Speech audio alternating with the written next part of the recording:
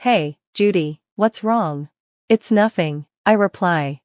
It's a cold day in December, and Christmas music fills the streets. I pause to admire a shiny tree ornament. My husband, Dan, walks a few steps ahead, his breath fogging the air. He turns back, smiling softly at me, his ears red from the chill.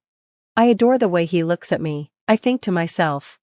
Let's go home. I made hot stew for dinner, it's perfect for a cold night. That sounds great, he says. We hold hands, laughing, as we walk home. A familiar Christmas song drifts through the air. I'm Judy, I say. What I'm about to share is a strange Christmas miracle I experienced a few years ago, and the events that led to it. You're late, Dan snaps as I walk into the apartment. His sharp words make me cringe. Where have you been? I just went to the nearest deli to grab the hot sauce we ran out of. It was a freezing day in mid-December, and just a short while ago, he'd sent me out into the cold without my coat. Do you think I'm a fool? I work hard to pay the bills. When I come home, I expect dinner to be ready and perfect. Can't you even handle that? I stare at the floor as he rants. No hot sauce? How am I supposed to eat chicken wings without it? And why do you always look so lazy? You're messing everything up. I'd hurried out earlier, bought the sauce, and rushed back, but now he's even angrier. You went to a deli? Are you crazy? It's cheaper at the supermarket. He glares at me, pointing at the bottle like it's some kind of crime. I can't help but answer back. The supermarket's farther away, and the food would have gone cold. I didn't have time for that. Besides, the chicken wings tasted fine even without the sauce. Are you seriously talking back to me? He roars. Where's your apology? I already said I'm sorry. But my response only fuels his rage. He shouts at me for another hour before flipping his plate of chicken wings and storming out to eat elsewhere. A few days later, I visited my childhood neighborhood to clean my parents' house, which was up for sale. I stopped by to see an elderly woman I've always called Grandma. Grandma, your predictions have always been right, until now, I tease her. I don't make predictions, she says with a mysterious smile. But you do, I insist, laughing. You've always known what's going to happen, like when you told me not to go to the mall, and later that day, lightning struck it, or when you told me to go outside on a sunny day, and my house was robbed while I was out. If I'd been home, I might have been hurt, or worse. Grandma just chuckles, brushing it off. I pause, my tone growing serious. You even helped me prepare for my mom's illness. Your advice gave her peace of mind before she passed. She told me you said I'd have something wonderful happen on a Christmas not too far away. It made her happy to think I'd have a bright future. I think back to how Dan proposed to me on Christmas Day, believing it was the special moment Grandma predicted. But now, I feel stuck. Dan has changed so much since we got married. He gets angry over little things, like the temperature of the food or how I clean. He criticizes everything I do, leaving me feeling small and trapped. I don't even want to go home, I admit to Grandma, my voice cracking. Now, she says gently, it's getting late. Don't you need to cook dinner? Her words feel like a soft nudge, but they still sting. I stand up reluctantly. You'll be okay, she says. Just stand your ground and stay true to yourself. Life will get better. One day, you'll have a Christmas so joyful you'll feel like jumping for joy. God is watching. Her words lighten my heart just a little. Is that a prophecy? I ask, turning back to her. Grandma smiles mysteriously. Let's just say I'm an old woman sharing wisdom.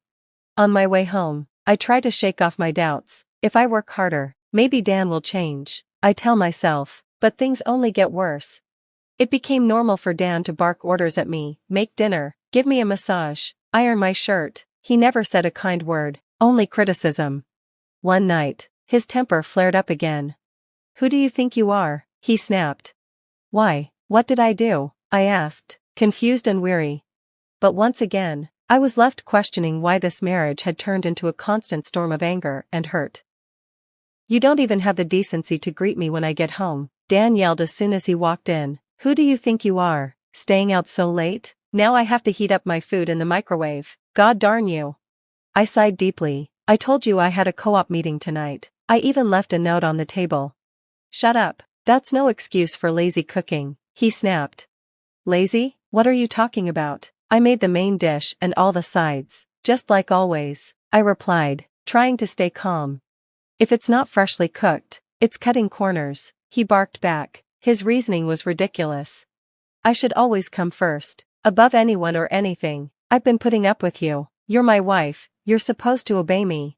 That's insane, I blurted, shocked by his entitled demands, but he stood tall, puffed up with self-importance, and sneered at me. You have no family, no one else to rely on, you can't survive on your own, you're nothing without me, you should shut up and worship me. If you can't do that, I'll divorce you, he said, smirking like he enjoyed breaking me down. Then he sat down and ordered, now, give me a foot massage. I bit back my frustration, holding myself together as best I could. If I fought back, it would only make things worse, and most importantly, I had nowhere else to go, not in the freezing sleet outside. So, I sat on the floor and gave him the massage, swallowing my pride like I had so many times before. This cycle went on until one day, while grocery shopping, I suddenly collapsed from intense pain. An ambulance rushed me to the hospital. When the doctor explained my condition, I couldn't make sense of it at first. This virus is transmitted through sexual contact, the doctor said gently. Your husband was also tested, and both of you have it. You probably didn't notice, because you had no symptoms. Unfortunately, you'll need surgery, and I'm very sorry to tell you this, but your chances of having children in the future are extremely slim. The words hit me like a freight train, my mind went blank. Dan quickly followed the doctor out of the room, leaving me alone with my thoughts. I can't have a baby, I whispered to myself, over and over, as the weight of it sank in. Slowly, the shock turned into an overwhelming darkness inside me. I needed answers. Forcing myself to stand on unsteady legs, I tried to follow them. Wait, doctor, Dan, I called out, but I froze mid-step when I overheard their conversation. And in that moment, I realized something that would change everything.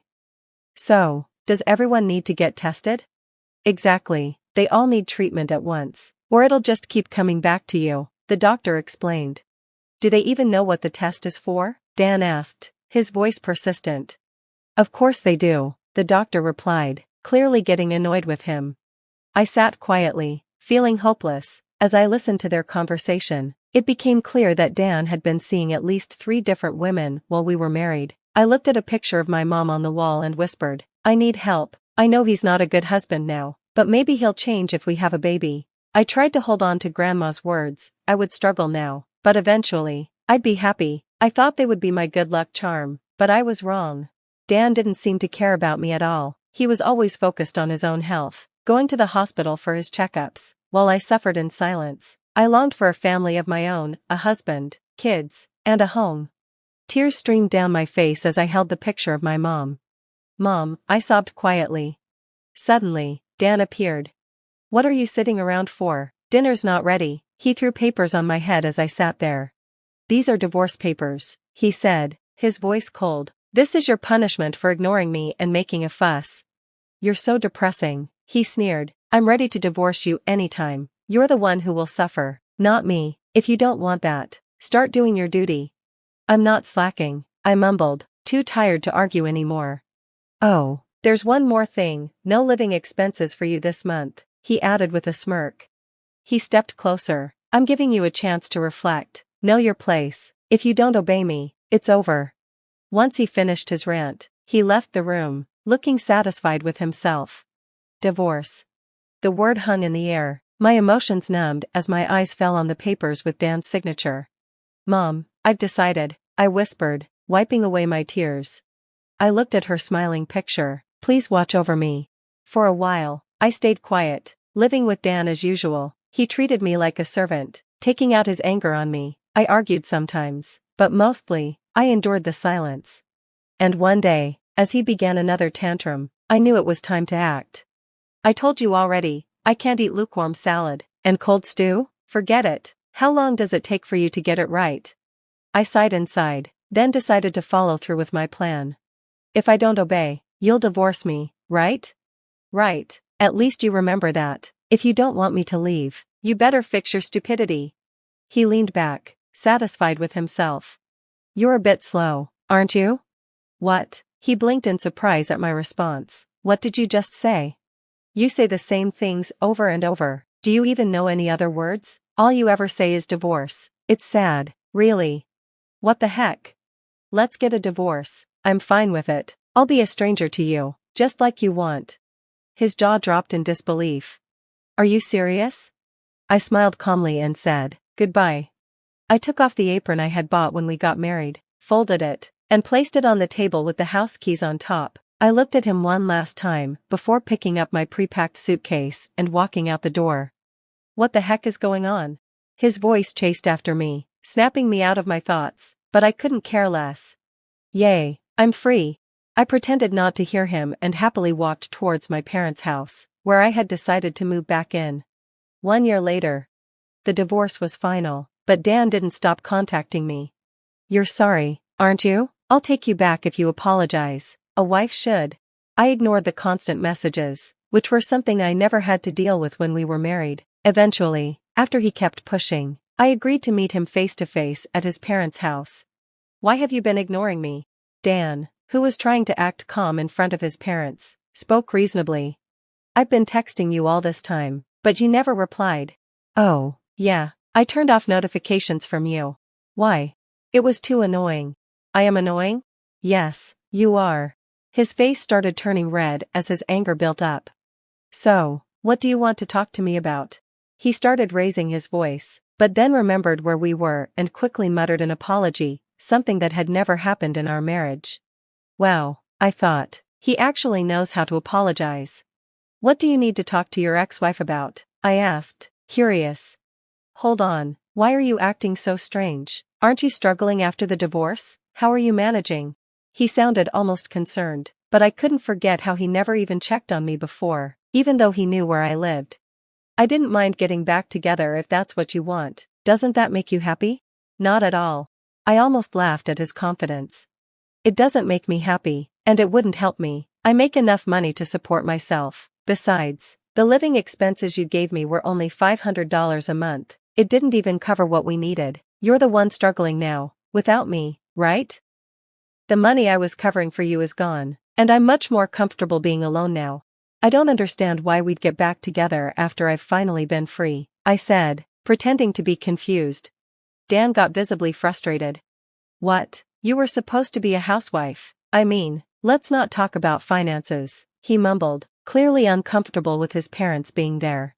Dan, stop acting like a child caught in trouble. Calm down. Don't try to look good now. They know everything about you. What secrets? He asked. I motioned for him to be quiet and revealed the truth. You're wrong about me. I wasn't just a housewife. I told you I lived abroad because of my dad's job. I used the German I learned there to work as a translator. Do you remember those materials on the bookshelves? I didn't care about them, he muttered.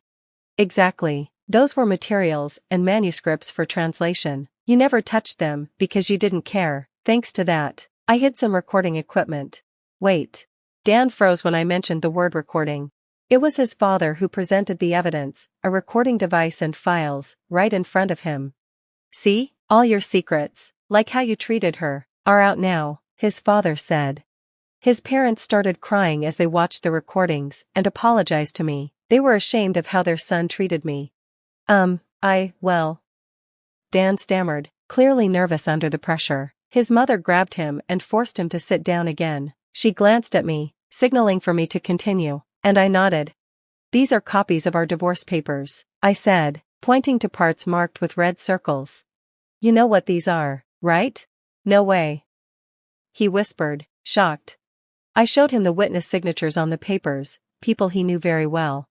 Actually, there wasn't enough space for all the witnesses. You had more than 2 girlfriends, didn't you? Wait a second.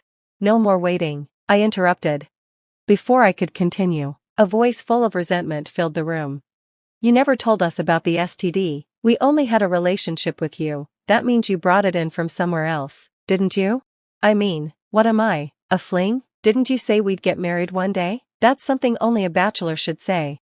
Oh no, one of his girlfriends added, her voice full of contempt. We watched the video too. You're a villain, not just to us, but to all women. You're public enemy number 1. You're finished. Surrounded by his angry girlfriends, Dan collapsed to the floor. His parents sighed deeply, ashamed of their son. I had hired a private investigator to look into his girlfriends and had secretly contacted them. I also informed my ex-in-laws about everything. The result was this chaos. Your game is up now, Dan. His parents strongly insisted that he face the consequences. all of his girlfriends, and I demanded compensation from him. Dan worked for a company owned by a relative of his mother, so the payments were taken directly from his paycheck. To make sure he couldn't escape, he was kept under strict supervision at his parents' house while facing years of compensation payments. 6 years had passed since everything had changed. "Hey, Judy, what's wrong?" It was a cold day, with Christmas songs playing everywhere in the city. I stopped in front of a tree ornament that caught my eye. My husband, his breath visible in the chilly air, turned to look at me from a few steps ahead. He smiled softly, his ears red from the cold. The little girl in his arms had rosy cheeks too. I couldn't help but adore them both. Grandma's prediction was actually amazing, I murmured to myself. My current husband, surprisingly, was the brother of one of Dan's ex-girlfriends. After everything, I had stayed in touch with the girlfriends, and it was through them that I met him. He had gently helped me heal from the depression I'd suffered after my painful marriage to Dan. It felt like a strange, almost fateful twist of events. If it hadn't been for everything with Dan, I never would have met my husband. So that's what Grandma meant when she said, "You'll struggle, but you'll be happy." I reflected again, amazed at how true her words had turned out to be. And, against all odds, I had gotten pregnant after we married, something I had been told was highly unlikely. I still remember the Christmas day when I was rushed to the emergency room and the doctor announced that I was pregnant. We were overjoyed, jumping up and down like kids, and the nurse scolded us to calm down. It felt like a true Christmas miracle. This time of year always brought those memories rushing back. I had been hurt deeply by Dan, but now, I was so happy. "Mommy." I was brought back from my thoughts as my daughter left my husband's arms and ran to me in her fuzzy coat. "Nothing, let's go home and have dinner. It's hot stew for an especially cold day, I've already prepared it." "Sounds great." "Yay." Laughing, we held hands and walked down the street together. And from somewhere, a familiar Christmas song played in the background. My dad suddenly got very sick and had to go to the hospital. I can't go on our honeymoon because I need to be with him. So my husband says I should go alone. I was really excited about our honeymoon, but now it's not happening. My husband thinks I should still go by myself. But who goes on a honeymoon alone? Then something unexpected happened. My father-in-law, who was supposed to be in the hospital, appeared in front of me. "Why are you here, father-in-law?" "My name is Sarah. I've been with Mark for 5 years, and he finally asked me to marry him this summer." Looking back, those 5 years felt like a long time. We started visiting Mark's parents' house about a year into our relationship, and he met my parents who live far away too. But he always said, "Let's wait until work is more settled," without making a definite plan to get married. Lately he even joked, "Why change anything?" This made me worried. "Mark, I'm turning 30 soon. If you're not going to be honest with me, we might need to end things." After I said that, Mark finally asked me to marry him. We were close to each other's families and had already talked about everything, from our wedding plans to our honeymoon destination. All that was left was to make those plans happen. We decided to have a small wedding with just our closest friends and family. The only thing left was our honeymoon. Mark planned to spend the day at his parents' house to spend time with them. I had dinner with my parents, who came from out of town, and then went home alone. I packed our bags for the honeymoon and sent Mark a text before bed. "Mark, you did great today. I'm all set for our honeymoon tomorrow. I'm really excited about going to Italy." But I didn't hear back from Mark. I figured he must have been really tired from the wedding and fell asleep. I hoped he wouldn't oversleep for our flight the next day. Feeling a bit worried, I eventually fell asleep. The next morning, I got a call from Mark. "Sarah, something really bad happened," Mark said quickly as soon as I answered the phone. "My dad collapsed and he's in the hospital. You'll have to go on our honeymoon alone today." "What? What do you mean?" I was shocked. "But your dad seemed fine at our wedding yesterday, didn't he?" "I'm just as surprised as you, Sarah. I need to stay with him, but you should still go on the honeymoon without me." "That's crazy. If your dad's sick, I can't just leave for our honeymoon. Who goes on a honeymoon alone anyway?" I asked which hospital his dad was in, but Mark wouldn't tell me. "If I told you, you want to come visit, right?" "Of course I would. Dad knows how much you've been looking forward to going to Italy. He insisted I should still let you go. Please respect his wishes. I won't be able to enjoy myself with everything that's happening. Will you come join me once he's feeling better?" "Definitely, I'll be there as soon as things calm down here." Don't say as soon as things are settled, it might jinx it. Please, let me handle things here and go to Italy as planned. I'm almost at the hospital, so I won't be able to answer your calls. Talk to you later. Well, wait, Mark. I tried to say, but he hung up before I could get a word in. I called back right away, but his phone was off. I didn't even know which hospital he was heading to, so I couldn't rush to be with my father-in-law. Feeling helpless, the doorbell rang, startling me. When I opened the door, I was shocked. Father-in-law? There he was, standing at the door, supposed to be in a hospital after collapsing. Are you okay? Your legs? They're working. I stammered, feeling like I was seeing a ghost. What do you mean? My father-in-law looked confused as I checked if he was really there. Are you feeling all right? Oh, I had a bit too much to drink at the wedding yesterday, but I'm fine now. Sober as a judge this morning, and I drove here just fine after dropping Mark off. After dropping Mark off? Yeah, you're going on your honeymoon, right? I dropped him off at the station, but then I realized I should have come to pick you up too. Let me take you to LaGuardia. I was really confused. My father-in-law, who was supposed to be in the hospital, dropped Mark off at the station. None of this made any sense. Then it hit me. My father-in-law mentioned LaGuardia, but we're supposed to fly from JFK to Italy, not LaGuardia Airport. You said you'd take me to LaGuardia, but our honeymoon is in Italy. Oh yes, that's what I thought too. I was surprised when Mark told me this morning that we changed our plans last minute and decided to go to Alaska instead. Alaska. The more I heard, the more confused I became. Mark said we're going to Alaska.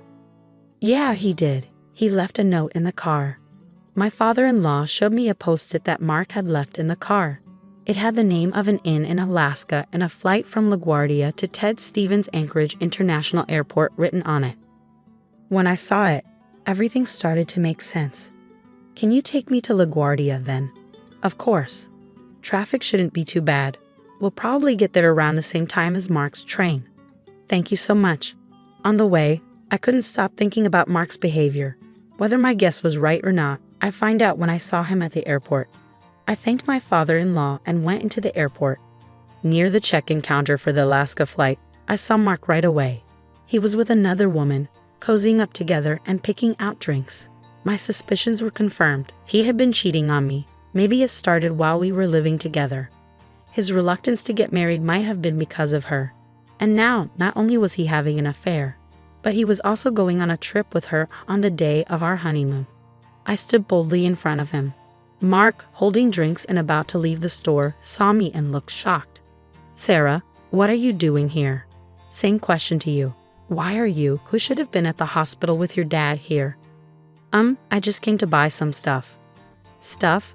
Did you really come all the way to LaGuardia just to buy drinks? Yeah, Dad wanted some specific airport water. That's funny you say that because I was just with your father. Huh?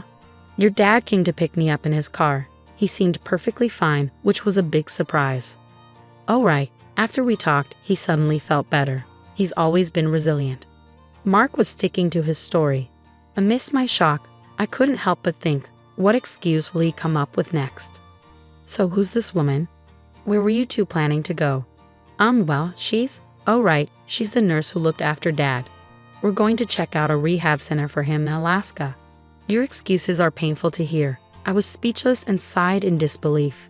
Enough. Your lies are giving me a headache. It's not a lie, she's really my dad's. Mark's words were interrupted by a voice from behind. My what? I turned around and saw my father-in-law standing there. I thought you went home, I said. I had a feeling something wasn't right, Sarah, so I parked the car and followed you. Looks like I was right. Seeing his dad there, Mark knew his lies weren't going to work. He looked nervous. My father-in-law asked sternly, "Who is this woman?" Well. Before Mark could say anything, the woman spoke up. I'm Amy, Mark's girlfriend. Mark quickly covered her mouth. What are you saying? You need to be honest, Mark. You don't love your wife. Just divorce her already, she said boldly. What? No, just be quiet, Mark exclaimed. Why should I listen to you? You promised to leave your wife for me. That's why you chose me over her today, right? Amy accused. That's because you threatened me. You said, if you don't come to Alaska with me today, I'll tell everyone about us. Mark defended himself. I see, so you were having an affair with her? I said coldly. Amy glared at me and snapped back, it's not an affair. Mark and I are serious about each other. He never wanted to marry you. At that point, I didn't even want to argue anymore. Fine, do whatever you want. Leaving Mark and Amy behind, my father-in-law and I left the airport. It was 5 days later when Mark came back home. The doorbell rang and I talked to him through the intercom. Sarah, can you open the door? I can't unlock it. Oh, I changed the locks. You changed them? Why would you do that without telling me? I don't want someone I don't know having a spare key to our home. Someone I don't know? Are you talking about me? Who else would I be talking about? I got the divorce papers ready, so just sign them. Wait, let me in first. We can talk about this. I kept the door chain on and passed the divorce papers through the crack. There's nothing to talk about. Once you sign these papers, can you leave right away? Don't be so angry. I've decided to end things with Amy. Huh? What do you mean? She's awful. I only agreed to go to Alaska because she threatened to tell everyone about us. But the trip was terrible. She complained the whole time about the inn and the weather. I told her I won't divorce you. Please break up with me. I don't care if you break up with that girl or not. The only option for me is a divorce, even if you don't agree. Don't say that. Are you mad because we didn't go to Italy? It's too late now, but do you want to go? Are you serious? How can you even suggest that? I was wrong to think I could reason with you. A man who cancels our honeymoon to go on a trip with his mistress isn't reasonable. Sign the divorce papers now and also sign this. I handed him another document through the crack. What's this? He asked. It's a payment agreement for alimony and the cancellation fee for our honeymoon. I had a lawyer prepare it while you were away. I'm saying I don't want a divorce. You're the one who wants it, so why do I have to pay alimony? I want to try again. You can't ignore the consequences of cheating. Infidelity means alimony, and the decision to start over isn't yours, considering you cheated. What about this cancellation fee? We don't get a refund for canceling our trip last minute. Since you caused it, you should pay. I told you to go alone. Not going was your choice. How could I go alone on our honeymoon? And you lied about your dad being sick to cover up your affair. I couldn't go in that situation. I wanted to go to Italy with you, but Amy threatened me. You wouldn't want me to lose my job, would you? Amy threatened to expose you at work. Yeah, exactly. If she says she'll do something, she'll do it. It's all Amy's fault. Amy did give off a vibe of unpredictability. I mean, she even boldly declared herself as Mark's girlfriend directly to his wife. She must be quite bold. But strangely, I felt relieved.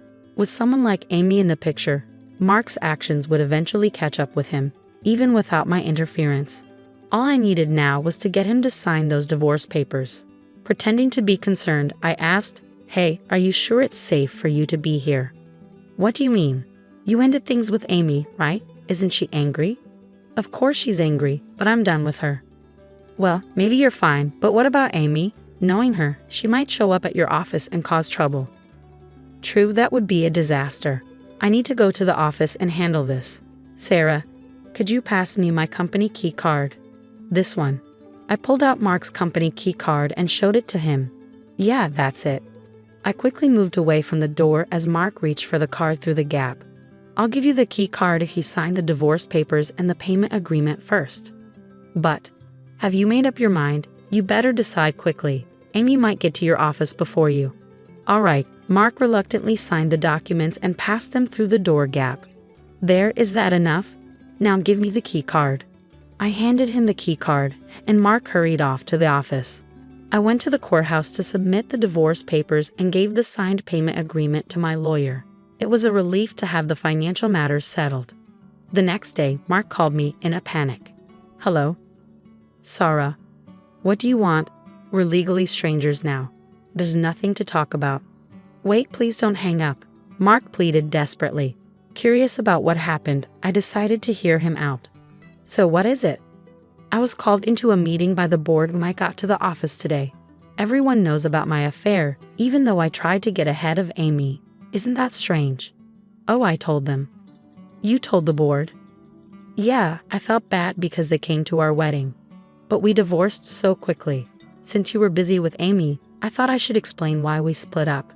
Just the board? You told everyone at my office. Yeah, when I told them my husband chose a vacation with someone else over our honeymoon, they were shocked. But how can I face everyone at work now? You don't have to hide anymore. Isn't that a good thing? Don't play games with me, you've ruined everything. I should be saying that to you. I wish I could get back the 5 years I wasted on someone like you. When I spoke up, he fell silent. Why don't you just be with Amy? If she cares about you so much, wouldn't she support you even if you quit your job? No, being with her only brings trouble. The only one who can support me is you, Sarah. Well, being with you only brings me trouble. If you want support, maybe you should think about how your actions affect others. Yeah, I regret it. So can we try again? No chance. Maybe it's time for you to reflect, start fresh, and try dating again. Oh, and maybe find a job first. Sarah, please don't leave me. You're the one who betrayed me first. You'll have to live with your regret. I ended the call abruptly. After that, Mark went back to his parents' house a few times to borrow money. But my father-in-law, who was falsely made out to be seriously ill and used as an excuse for Mark's affair, was furious. Eventually, he cut ties with Mark. Mark started feeling uncomfortable at work and ended up quitting. Job hunting didn't go well, and now he's barely making ends meet by working part-time at a convenience store. On the other hand, I moved into a new home with the alimony from Mark. Even though I changed the locks, it still felt strange living in a place my ex-husband knew about. Mark's parents helped me move. Maybe they saw it as a way to make up for their son's mistakes. I still keep in touch with them and have meals together occasionally. I may not get back the 5 years I spent with Mark, but I'm determined to find someone better next time.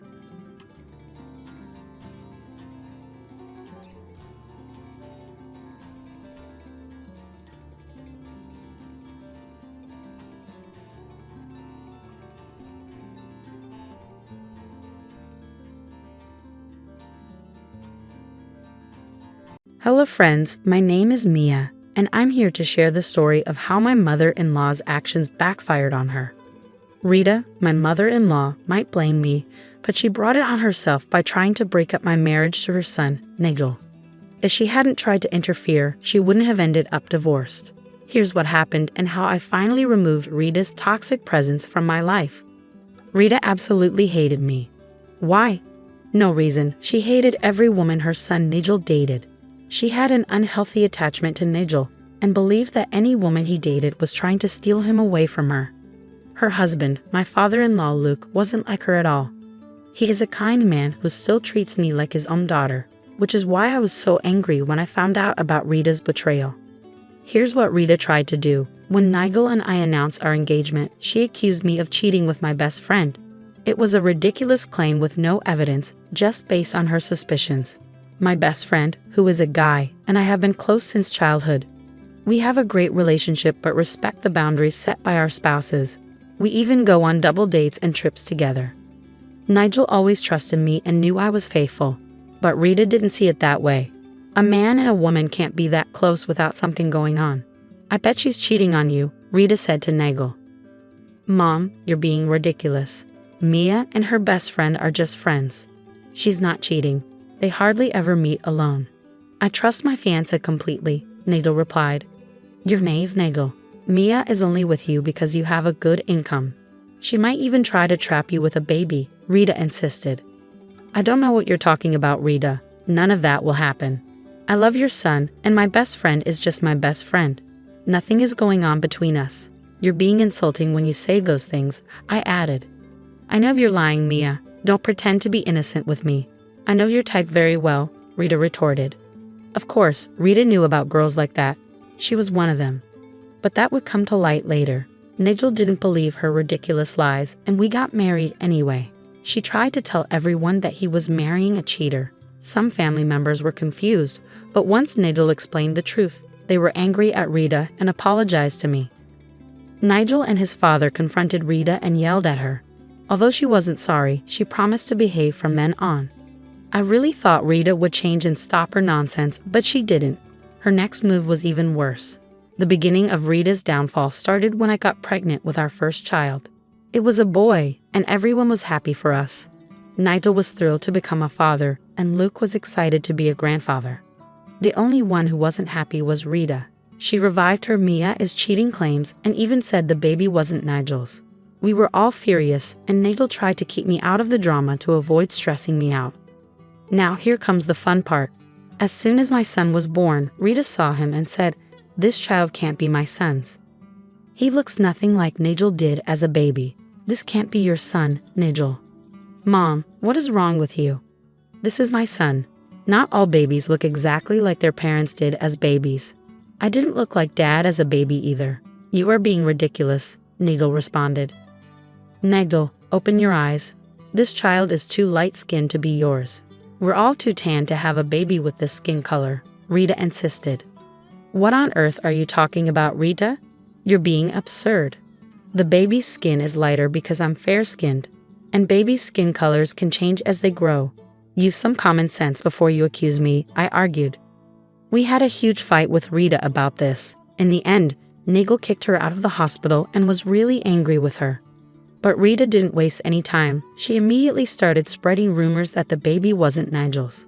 Some people started to doubt us, especially since we didn't want the baby around everyone before he was a month old. Rita's gossip and pressure from others were getting to us. Finally, I gave in and agreed to a DNA test. Nigel didn't want me to. "Mia, you don't have to do this. I trust you completely. I know our son is mine. Rita can go jump in a lake," Nigel said. "Nigel, please. I'm tired of Rita insulting me and everyone assuming things. This drama has gone on for too long. I have nothing to hide, so let's just get it over with," I said. "Mia, Nigel, I think there's something you need to know," Luke interrupted. "What is it, Dad?" Nigel asked.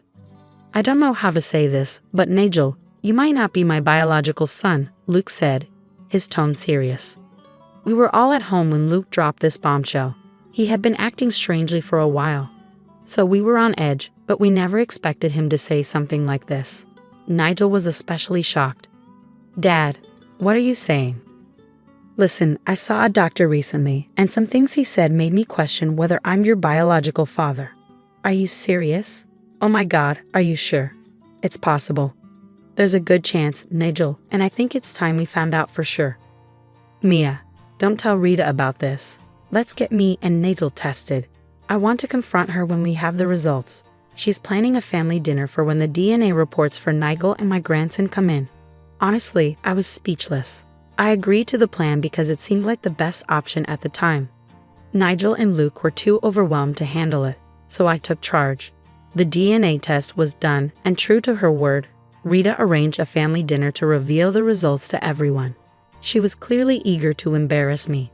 But in her rush, Rita grabbed the wrong envelope. Nigel, Luke, and I noticed, but we stayed quiet. You can imagine our shock when Rita excitedly announced, "I was right. They're not a match. My son isn't the father of Mia's son. Mia is a cheater." Rita was ecstatic when the results showed no connection between the people tested. She saw it as a chance to kick me out of Nigel's life. She danced around, shouting to everyone that Nigel wasn't the father of my child. But I didn't react. Meanwhile, Luke and Nigel were pale and trembling with anger. Rita thought they were angry at me and said, "See, I told you all Mia's a cheater. Nigel isn't the father of her child. That's not my grandson. Mia's trying to pass off some stranger's kid as Nigel's. Oh, my poor boy. I tried to warn you, but no one listened." "Rita, you should have checked the DNA results in private before announcing them to everyone," I suggested. "Why would I do that, Mia? Everyone needs to know what a cheater you are. I'm not going to cover for you. You deserve to be kicked out of our lives for this," Rita snapped. Nigel couldn't take it anymore. I could see how furious and betrayed he felt. I didn't try to stop him from speaking out. "Stop it, Mom. Just stop. Mia isn't going anywhere. She's my wife, and I love and trust her. She's the mother of my child." "Nigel, what are you saying? These results clearly show the child isn't yours. Mia cheated on you and is trying to trap you with a baby. Here, look for yourself," Rita urged, handing Nigel the papers. "No, I don't need to look. You need to double-check these results and think before you accuse. You shouldn't have pushed for the DNA test. Look at the mess you've caused," Nigel replied. "Nigel, I know this is hard to accept, but it's the truth. Mia cheated on you. She's making you raise someone else's child, Rita persisted. At this moment, Luke found his voice and thundered, breaking his shocked silence. He was furious and ready to confront Rita. So, Mia's making Nigel raise someone else's child, just like you tried to pass off Nigel as my son years ago, Luke accused. Luke, what are you talking about? Nigel is your son, Rita exclaimed. I'm not like Mia, who sleeps around with everyone.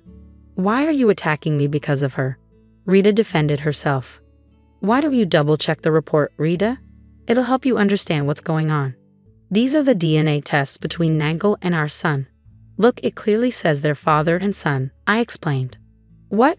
Then why does this document say they're not related? What's happening? Rita exclaimed. If you read it carefully, you'd see it's for Nigel and Luke, and it says they're not related at all. Nigel isn't Luke's son, I revealed.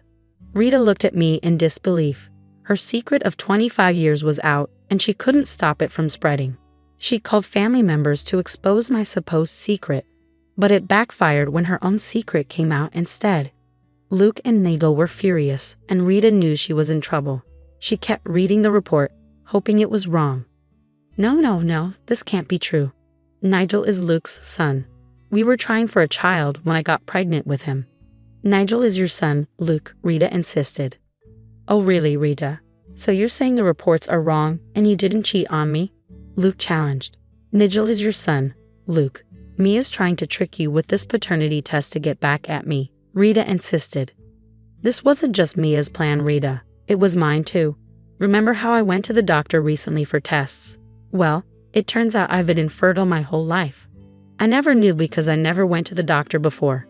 Nigel can't be my son, Luke revealed. No, this can't be happening, Rita cried. This can't be true. I even have a feeling I know who Nigel's real father is. It's Fred, isn't it? Your ex before me, Luke accused. Rita turned pale when she heard Luke's accusation. Her reaction confirmed our suspicions. Nigel remained silent, clearly hurt and angry. I could see the pain and fear in his eyes. The room was filled with a sense of betrayal, and everyone looked at Rita with disbelief and anger. Even her own mother looked ready to faint. No one knew about Rita's affair or Nigel not being Luke's son. It was a disaster for her, and she started crying when Luke spoke. You don't need to say anything, Rita. Your reaction says it all. You cheated with Fred, didn't you? Luke said calmly. It doesn't matter now.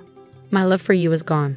I suspected this for a while, and now that it's out in the open, I want a divorce. Luke, what are you saying? That was in the past. I ended things with Fred as soon as I found out I was pregnant with Nigel. He doesn't even know about Nigel. You're Nigel's father through and through, Rita pleaded. That's right, Rita. I've been Nigel's father for 25 years. I don't care what the DNA test says. Nigel is my son, and he always will be. He may not be my biological child, but he's my blessing. I'll be his father for as long as I live, Luke declared firmly. Luke's words were exactly what Nigel needed to hear. He had been terrified of losing the only father he'd ever known. When Luke reassured him, Nigel broke down in tears. I held him close, trying to comfort him while Luke and the others confronted Rita. Rita tried to salvage the situation. You're right, Luke. You raised Nigel for 25 years. He's yours. Let's just forget about the DNA test and move on. We can? No, Rita. Just no, Luke interrupted. Things will never be the same. Every time I look at you, I'll be reminded of your betrayal. Nigel may be my son, but you're no wife of mine. A woman who cheats on her husband can't be my wife. I'm divorcing you. That's final. No, Luke, you can't do this. We've been married for 30 years. You can't leave me over this. Rita pleaded, shocked and desperate. But nobody was sympathetic. Even her own family was siding with Luke's decision and hurling insults at her. Rita continued crying, begging for forgiveness. Then she turned to Nigel, hoping he could sway Luke. Nigel, look at what your father is saying. He's going to leave me. Please, don't let him. Please, make him understand, Rita implored.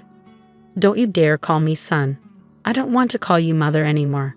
You've been deceitful, dragging Mia through the mud when you were the one hiding the truth. I can't even look at you, Nigel snapped. No, Nigel, I am your mother. I gave birth to you. I'm sorry, son. I'm so sorry for everything. Please don't hate me. I made a mistake. Mia, Please. You're a woman. You understand. Please help me make them understand, Rita pleaded desperately. I never expected this to happen. Rita was so desperate that she started begging me for help. It was pathetic and disgusting. She thought I would overlook her sins just because I'm a woman. How could she think I'd be on her side? I wanted her to suffer for what she'd done. Oh hell no, Rita. You brought this on yourself. You were the one pushing Nigel to divorce me, claiming my son isn't his. Now that it's true for you, did you really expect me to support you? You targeted me and my innocent son for nothing. You betrayed my husband and my father-in-law for 3 decades. You don't deserve anyone's forgiveness. I agree with Luke. He needs to divorce you. It was a mistake, Mia. You're an honest woman and I know you care about your family. Your new family is about to be torn apart, Mia. Please don't let it happen. My family consists of me, my son, Nigel, and Luke. You're not part of that family, Rita. A woman who treated me and her own family so badly can't be considered family to me. I don't want you anywhere near me or my son again. The rest is up to Nigel to decide, I stated firmly. I don't want you near me either, Rita. Stay away from me and my family. Dad is doing the right thing by divorcing you. You brought this upon yourself. You wanted to prove a son doesn't belong to his father, to break up a marriage. Well, congratulations, Rita. It's happening to your own family now, Nigel added, his voice icy and controlled. Rita looked stunned, as if she'd been drenched in ice water. Nigel's calm demeanor surprised everyone. He didn't need to raise his voice to convey his message. It was clear he meant every word. Rita sank to the floor, avoiding eye contact. Family members berated her, but I felt no sympathy. Luke informed her she needed to leave his house soon. It was his property inherited before their marriage. Living in an at-fault state, Luke could sue Rita for paternity fraud, possibly avoiding alimony payments. Rita was in serious trouble now. As days passed, Luke stayed true to his word. He wasted no time in consulting a divorce lawyer the next day and initiated the eviction process against Rita. She threw a dramatic tantrum, full of tears, begging, and shouting, but Luke remained firm in his decision to remove her from his life. Rita bombarded Nigel and me with texts and calls, pleading and making excuses for her actions. We read a few messages before blocking her altogether. Then Rita showed up at our doorstep, tearful and desperate. Luke's kicking me out, guys. I have nowhere to go. I only have a little money left for a divorce lawyer. I need a place to stay. You can go wherever you like, Rita. We won't be providing you with shelter. We've made it clear we want nothing to do with you, I responded firmly. I'm your mom, Nigel. Why are you calling me by my name? I am your mother, Rita pleaded. I was seething with anger. While I was glad Rita was facing consequences, the paternity ordeal had taken a toll on both Nigel and Luke. Luke coped in his own way, but Nigel was struggling. It was heartbreaking to see him in such pain while also caring for our newborn. Rita acting like it was no big deal infuriated me. I'm sorry, Rita, but you've lost that privilege. You're nothing more than a stranger to us now. And Nigel's right. We won't be providing you with shelter, I declared firmly. Mia, please, don't do this. My grandson needs his grandma, Rita pleaded. Don't you dare call my son your grandson. Your own son refuses to call you mom, and you can't suddenly be a grandma to a child you never wanted in your life. Don't try to guilt us using my innocent child. It won't work. We've had enough of you, Rita. It's time for you to leave. Don't bother coming back, because I'll call the police. Trust me, you don't want more legal trouble after this. It sounds like Rita faced the consequences of her actions head-on. After some more tears and pleading, Nigel firmly shut the door in her face.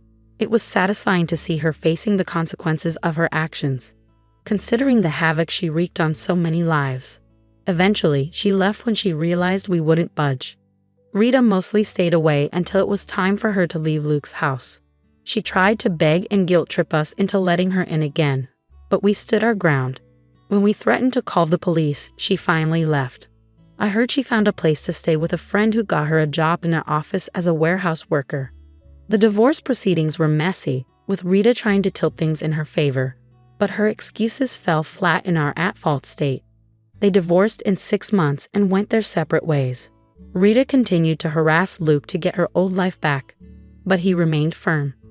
Now she's miserable, working in a warehouse and barely scraping by. She's been cut off from the entire family and excluded from parties and gatherings. Meanwhile, Nigel and Luke are doing much better after starting therapy. It's heartening to see their strong bond endure despite the paternity revelation. We still have our weekly family dinners, and Luke often visits to spend time with his grandson. Overall, we've managed to return to our normal lives while Rita is left to wallow in loneliness and misery.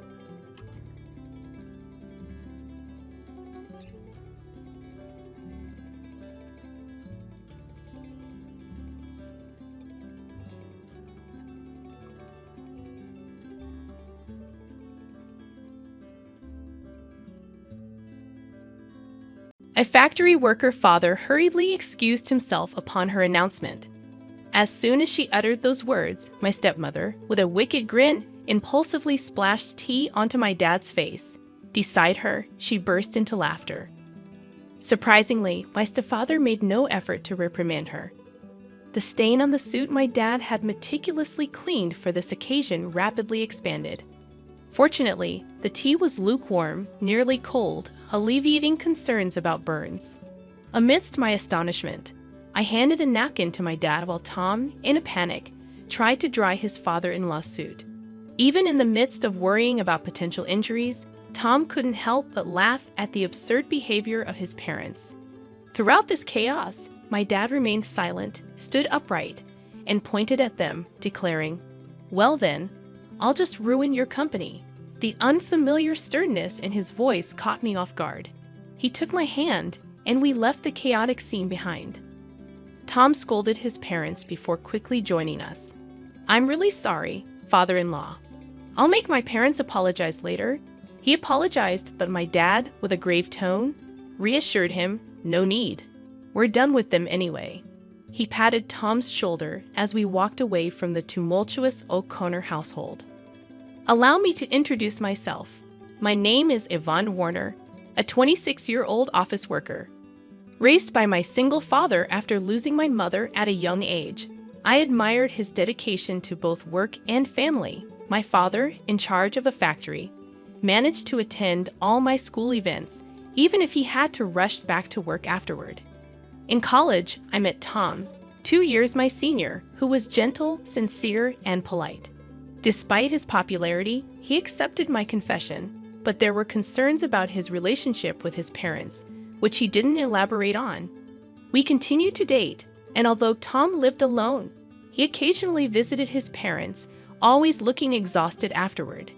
Tom prioritized me in our relationship, and I was proud of him. I wanted to introduce him to my dad, and when the day finally came, it was a mix of fear and excitement. Surprisingly, my dad and Tom got along well, and I felt relieved to see the two important men in my life getting along. Yet Tom's odd excitement after the meeting left me puzzled, and he evaded any further questions about it. As Tom and I had seemingly hit it off with my dad, I couldn't shake off a growing worry that perhaps Tom's feelings were not as positive as he claimed. This anxiety lingered, leading Tom to request an important conversation a few days later. Nervously anticipating the discussion about our recent encounter with my dad, I met Tom at the agreed-upon cafe. Upon reaching the cafe, I noticed Tom already seated, his face wearing a gloomy expression visible through the glass. Suppressing my own anxiety, I approached him with a cheerful greeting. "Tom, sorry, did you wait long?" I softly spoke as I reached him. Startled by my touch on his shoulder, Tom exclaimed, "Well, Yvonne, you scared me." After a deep breath, he continued, "I'm sorry. I didn't mean to startle you. Please, have a seat." Sitting across from Tom, I ordered from the waiter, my concern mounting as Tom's downcast expression persisted. Hoping to encourage him to share his thoughts, I spoke up, "Hey, Tom, what's bothering you so much? Is there something wrong with my dad?" Tom, taken aback by the direct question, denied any issue with my dad, stating, "Absolutely not. I respect your dad. It's just that my. He trailed off, avoiding eye contact. Sensing the need to delve deeper, I sighed and pressed him. "If you're worried about something, I want to know what's on your mind." Tom took a deep breath, as if preparing himself, and began to disclose a shocking revelation. According to him, His parents were judgmental and lacked class, constantly interfering in his life. When he introduced a girlfriend, his parents would criticize her on the spot, leading to tearful breakups. Tom desired to marry me but was troubled by the prospect of involving his parents in our marriage. Assuring him that we didn't have to include them in our union, I suggested enduring their presence during the wedding formalities. Reminding him that my dad liked him, I thought the matter was settled, but Tom had more to share. He revealed that when he met my dad, he was surprised by the stark contrast to his own parents. Expressing a desire to become the son of such a great man, Tom shared his dilemma about marriage. While he was pleased that my dad liked him, he couldn't decide whether his parents should also become his in-laws. Tom brightened momentarily but sighed deeply afterward. In a moment of realization, Tom looked up and apologized. He proposed a unique solution. When we meet his parents for our marriage, could my dad come along? Tom hoped that the presence of someone so respectable might eventually influence his parents positively. I agreed to discuss it with my dad, but I couldn't help expressing my wish that Tom had approached the conversation differently. Understanding his misstep, Tom quickly apologized and then, with newfound determination, formally proposed marriage to me. Swiftly deciding to discuss the matter with my father, who was initially hesitant, I approached him with Tom when he formally asked for my hand in marriage. After obtaining my father's agreement, Tom and I arranged a date to meet his parents. On the appointed day, dressed in our best attire, we stood at the front door of Tom's family home, preparing to meet his parents for the first time. Given the unsettling stories I had heard about Tom's parents, my nerves were understandably on edge. My father, attempting to lighten the mood, encouraged us not to be too tense, assuring that Tom's parents were just overly concerned. His supportive pat on the back eased my anxiety slightly. When Tom rang the doorbell, there was no response, causing a momentary panic. Tom rang again, but still, there was silence. Not wanting to create a bad impression, Tom excused himself and entered the house first, leaving my father and me exchanging concerned glances. After what seemed like an eternity, Tom reappeared, looking flustered. Before I could inquire about the delay, he made excuses with a forced smile, promising us they would be ready soon. My father sighed in exasperation, and I couldn't shake the growing worry that this incident might jeopardize our wedding plans. Finally, Tom ushered us inside, where his parents awaited us. However, their demeanor was peculiar. His mother greeted us with a sly grin, while his father seemed disinterested, looking away. Despite the tense atmosphere, I decided to proceed with the introductions. Tom, regaining composure, introduced both my parents and me. Despite the warmth of his thoughtful introduction, his parents sneered, and the atmosphere remained strained. In an awkward turn of events, Tom's mother splashed tea on my father, staining the suit he had meticulously cleaned for the occasion. Shocked, I offered my dad a handkerchief while Tom panickedly tried to wipe off the tea stains. His parents, laughing in response, only fueled Tom's anger. My father, standing up, pointed at them and declared, "Then I'll ruin your company," a tone and statement I had never heard from him before. Taking my hand, he left the house, leaving Tom's parents in the wake of Tom's scolding. Returning to our house with Tom, my father changed clothes, and Tom earnestly apologized for the incident. I could hear my dad's troubled voice during their conversation. Although I was shocked by Tom's parents' actions, I knew they wouldn't be easy to get along with. Seated on the living room sofa, clenching my fists, I replayed the event in my mind, seething at the insult directed at my dad. When my dad and Tom finished changing, Tom immediately apologized to me, almost bowing down, expressing regret for not anticipating such behavior from his parents. His sincerity was evident, and he didn't even ask for forgiveness. Feeling the need to apologize as well, I took Tom's hand as he kneeled on the floor, expressing my regret for suggesting the meeting without fully understanding the situation. Unexpectedly, the situation took a serious turn, and I felt compelled to apologize to my father for the unintended consequences of my thoughtless suggestion. His troubled expression and shrugged shoulders conveyed the difficulty in addressing the situation. Determined to understand the gravity of my dad's threat, I sought clarification. "Dad, was what you said true? Are you really going to ruin their company?" To my question, my dad glanced at Tom and nodded firmly, affirming his intent. My father, the CEO of a renowned local enterprise, revealed that their business was already struggling. As the factory manager and CEO, he had started as a worker in the very factory, sacrificing his dream of becoming a painter to raise me alone after my mother's passing. He worked tirelessly and climbed the corporate ladder through several promotions. Eventually, he took over as the CEO when the former CEO retired. During our recent visit to Tom's family home, we discovered that one of the subsidiaries managed by Tom's father, my father-in-law, belonged to my dad's company.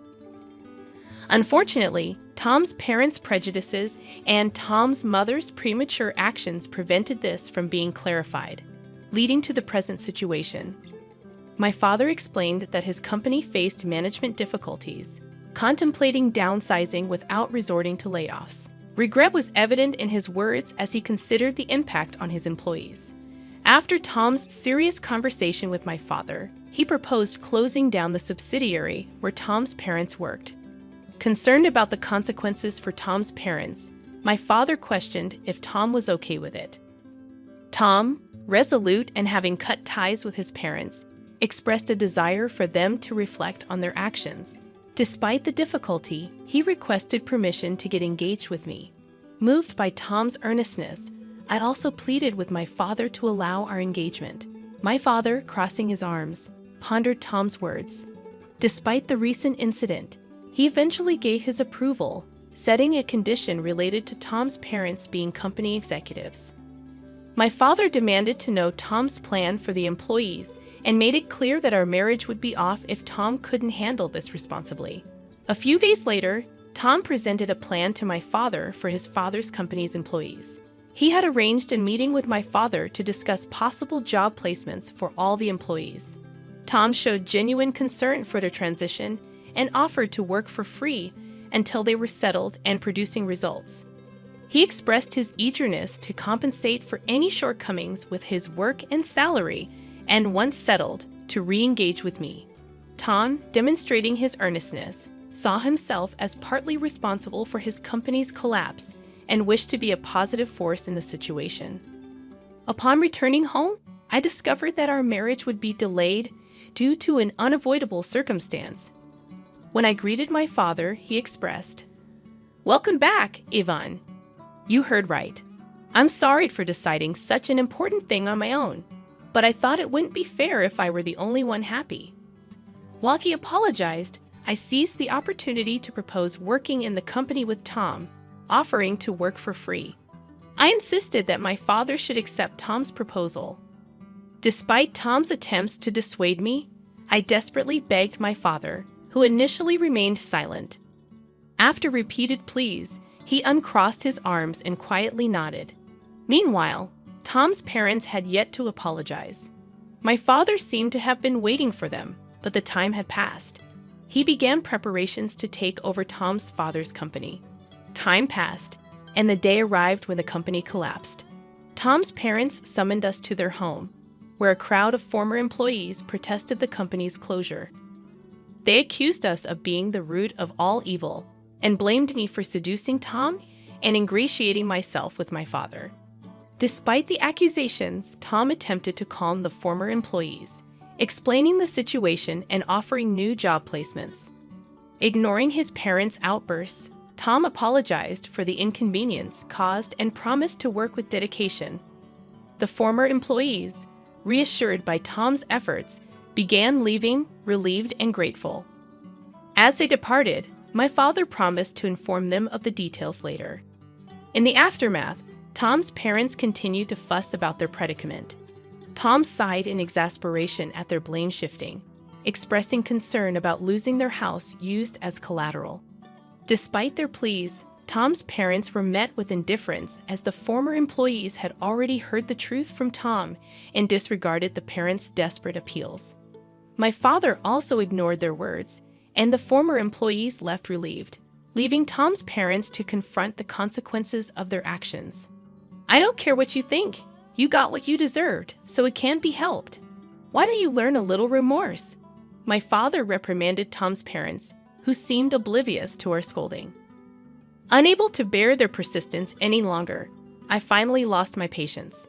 "Haven't you just caused trouble for Tom all this time, boasting about being business owners and only caring about titles? Isn't that why this happened?" My words left his parents speechless, seemingly ready to retort, but halted by my father's decisive intervention. He made it clear that he wouldn't allow them to speak further. A business owner is supposed to take responsibility. You should at least complete your final task properly. Left without a response, Tom's parents were scolded collectively and could say nothing more. Leaving them behind, we left the scene. And eventually, Tom's parents lost everything: the company, the house, and the land. They never provided any guarantees to the former employees and evaded responsibility. After losing everything, they reached out to Tom for help. But having cut ties with them, Tom coldly turned them away. Now, they were probably in jail, and we heard nothing from them since. Even if they got out, they still had a debt to the former employees, so the situation remained dire. Afterward, Tom and I quit our jobs and joined my father's company. Living off our savings in the first month, we worked for free as promised. One day, we encountered a former employee of Tom's parents' company at work. Eager to shake our hands at the new workplace, the employee expressed their gratitude to my father for giving them a chance. Thanks to Tom for arranging the job, and also conveyed many thanks to me. Despite not remembering the specific incident, I had apparently helped that person carry materials. After expressing immense gratitude, the former employee left, expressing a desire to keep working hard. Feeling somewhat redeemed by his words, we hurried to my father's office, where he warmly welcomed us. Handing us several thick envelopes, he explained, "It's your salaries for the past months." It ended up being multiple envelopes because it couldn't all fit into one. We were stunned, unable to swallow the situation, but my father continued, "Your hard work revitalized the team. They constantly expressed their gratitude and concern for you. I couldn't possibly leave such excellent employees unpaid, and our performance has improved significantly. Thank you truly." Hearing this, we hugged each other and cried, moved by the concern shown for us. My father then added something even more wonderful. "Tom, I'm impressed with your leadership. If you're okay with my daughter, would you marry her?" Overjoyed, Tom replied tearfully, bowing to me and my father. I hugged Tom, crying alongside him, and so we got married. Continuing to work at my father's company, we lived happily every day, gradually becoming more adept at our jobs and contributing more effectively. Our time at the company was approaching a pause as I was about to take maternity leave. My father, Tom, our colleagues, and I were all looking forward to the arrival of our child.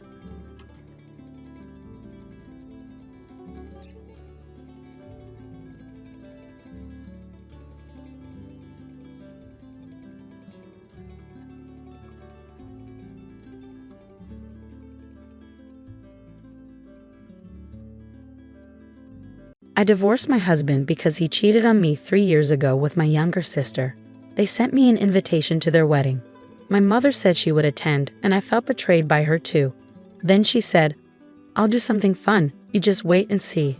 I had a plan to punish the two of them. My name is Emma. My husband and I worked in the same company, and I was his boss. He was a bit unreliable but sincere and friendly. I was responsible for training him and teaching him the job. At first, he was nervous about the new work, but over time, we grew close. "Yuma, are you free on our next day off?" he asked me. I was surprised when he asked me out on a date, but I was excited to see how confident he was outside of work. It made my heart skip a beat. After that, we often went out together. "Emma, will you be my girlfriend?" he asked. 6 months after we officially started dating, he could handle his work all by himself. He had become a valuable part of our company. I felt as happy as if it were my own success when other bosses praised him. He then got promoted and moved to a different department. That's when he proposed to me. "Emma, I want you to marry me." "Yes, I'd be happy to, I replied. My parents and younger sister Kate immediately liked Liam, and our wedding went smoothly. Kate, who was the same age as Liam, got along with him right away. You're so lucky to marry a kind man like Liam. It seems like people at work have high expectations for him, right? Kate said.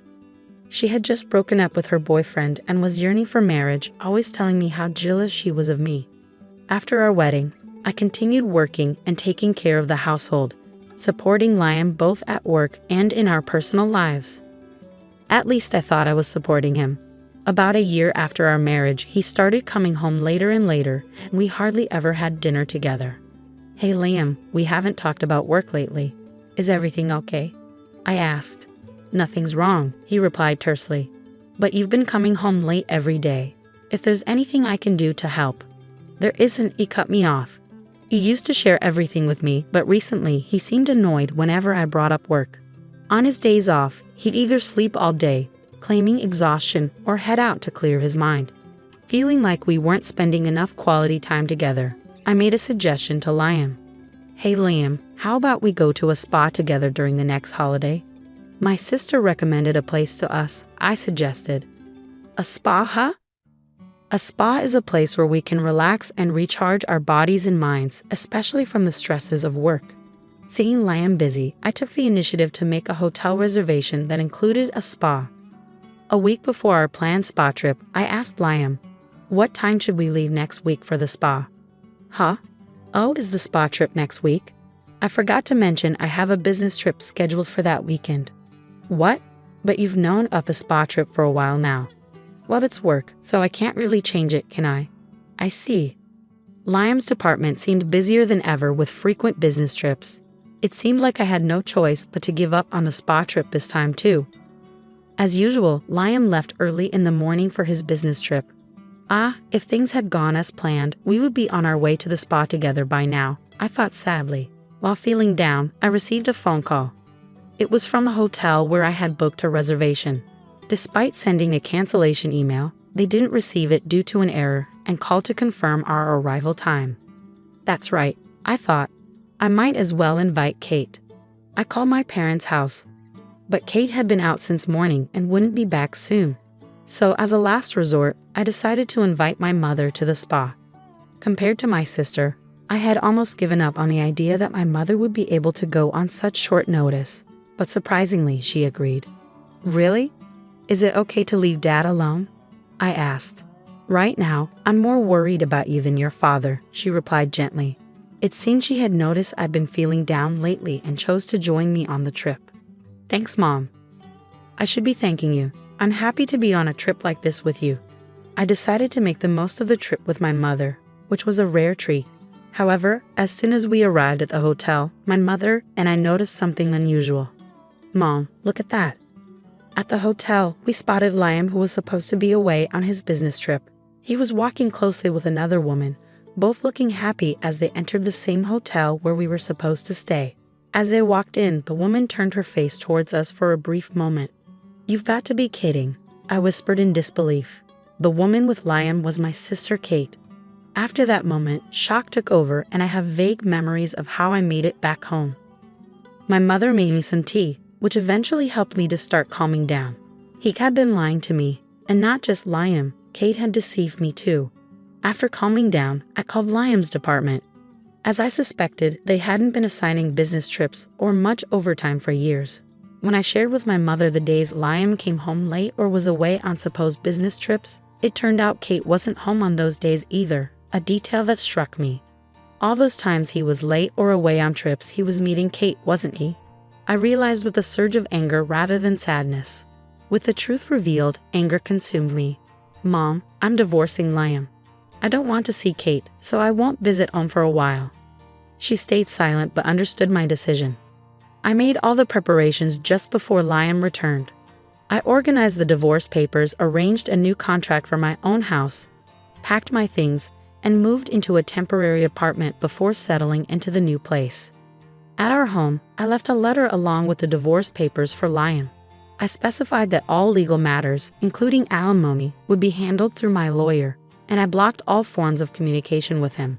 To keep my new address private from Liam and Kate, I didn't inform my parents. Since we worked at the same company, we occasionally crossed paths, but I avoided any interaction with him completely. Realizing the gravity of the situation, Liam quickly agreed to the divorce. He didn't disclose the reason to anyone, but our colleagues seemed to gather it from my behavior and wisely avoided discussing the matter. 3 years went by with me keeping my distance from both Liam and my family. One evening after work, I found my mother waiting for me in my room. "Mom, what's going on?" I asked. "I have something to show you," she replied, holding out an invitation. "It's from Liam and Kate." To my surprise, Kate had left our family home and moved in with Liam. I had considered the possibility they might marry, but I never expected them to actually have a wedding and invite our parents. "So, Mom, are you planning to go?" I asked her. "Of course I am," she answered firmly. I understood that I was the only one who still couldn't forgive them. It seemed they knew this, which was why they had only invited our parents to the wedding. Having distanced myself from Liam and my parents, I felt I had no right to object. Seeing my sadness, my mother smiled reassuringly and said, "Don't worry.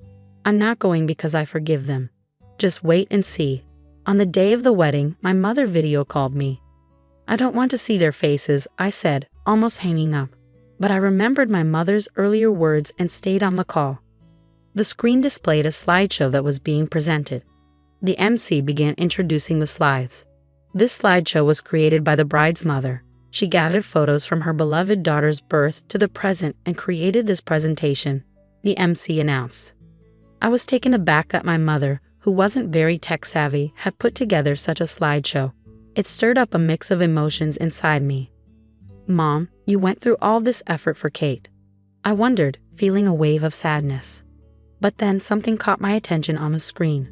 "Wait, this isn't Kate," I realized. The slideshow began with a photo of myself as a newborn baby. "So cute, there's a resemblance to Kate somehow," the guests commented in a relaxed atmosphere as they watched the slideshow. Kate's expression grew tense.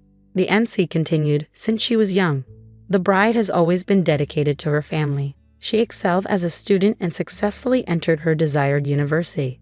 Upon starting her career, she became a highly reliable employee at the company." Kate's friends and colleagues, who recognized moments from her student days and workplace, began to chatter excitedly. "Hey, isn't that a photo from the welcome party at University J? Kate didn't attend such a prestigious university, did she? Wait, isn't that a photo from the company's welcome party? Hold on closer inspection it looks completely different. Wait, if this isn't Kate." Liam also appeared to have noticed. "What the hell is this? This isn't Kate." Unaware of the bride and groom's shocked expressions, the MC continued to progress through the slides. And then she met the groom, Liam, at the company. According to the bride's mother, she initially trained Liam when he joined the company. Eventually, the two got married. Following this introduction were photos from my wedding with Liam. The MC couldn't hide their confusion, sensing something was amiss. They fell silent. It was then that my mother stepped forward and took the microphone. "Allow me to take over from here and explain," she said calmly as she advanced the slides. Even after marriage, my daughter supported him both personally and professionally. However, as Liam became increasingly busy, he struggled to find time for her. So my daughter planned a spa trip to help him relax. "Wait, please." Kate cried desperately, her face pale, trying to halt my mother. Ignoring Kate's attempts, my mother continued with the slides. The next photo showed Liam and Kate entering the spa hotel together, looking very close. Finally, photos of the bride and groom appeared, and both the MC and the guests fell silent. Liam and Kate appeared even more pale. But Liam declined my daughter's spa trip invitation, citing a business trip he had to attend. He claimed it couldn't be helped due to work commitments. My daughter invited me instead, and it was during that trip that we discovered his affair. With those words, the room erupted into chatter and speculation prompted by my mother's revelation. Wait, an affair? And this wedding is for Kate and Liam. Could this wedding be based on their affair? But why would Kate's mother? To address the guests' inquiries, my mother continued in a measured tone. Liam swore to marry my beloved daughter Emma and promised to make her happy. Instead, he betrayed her by having an affair with her own sister, Kate.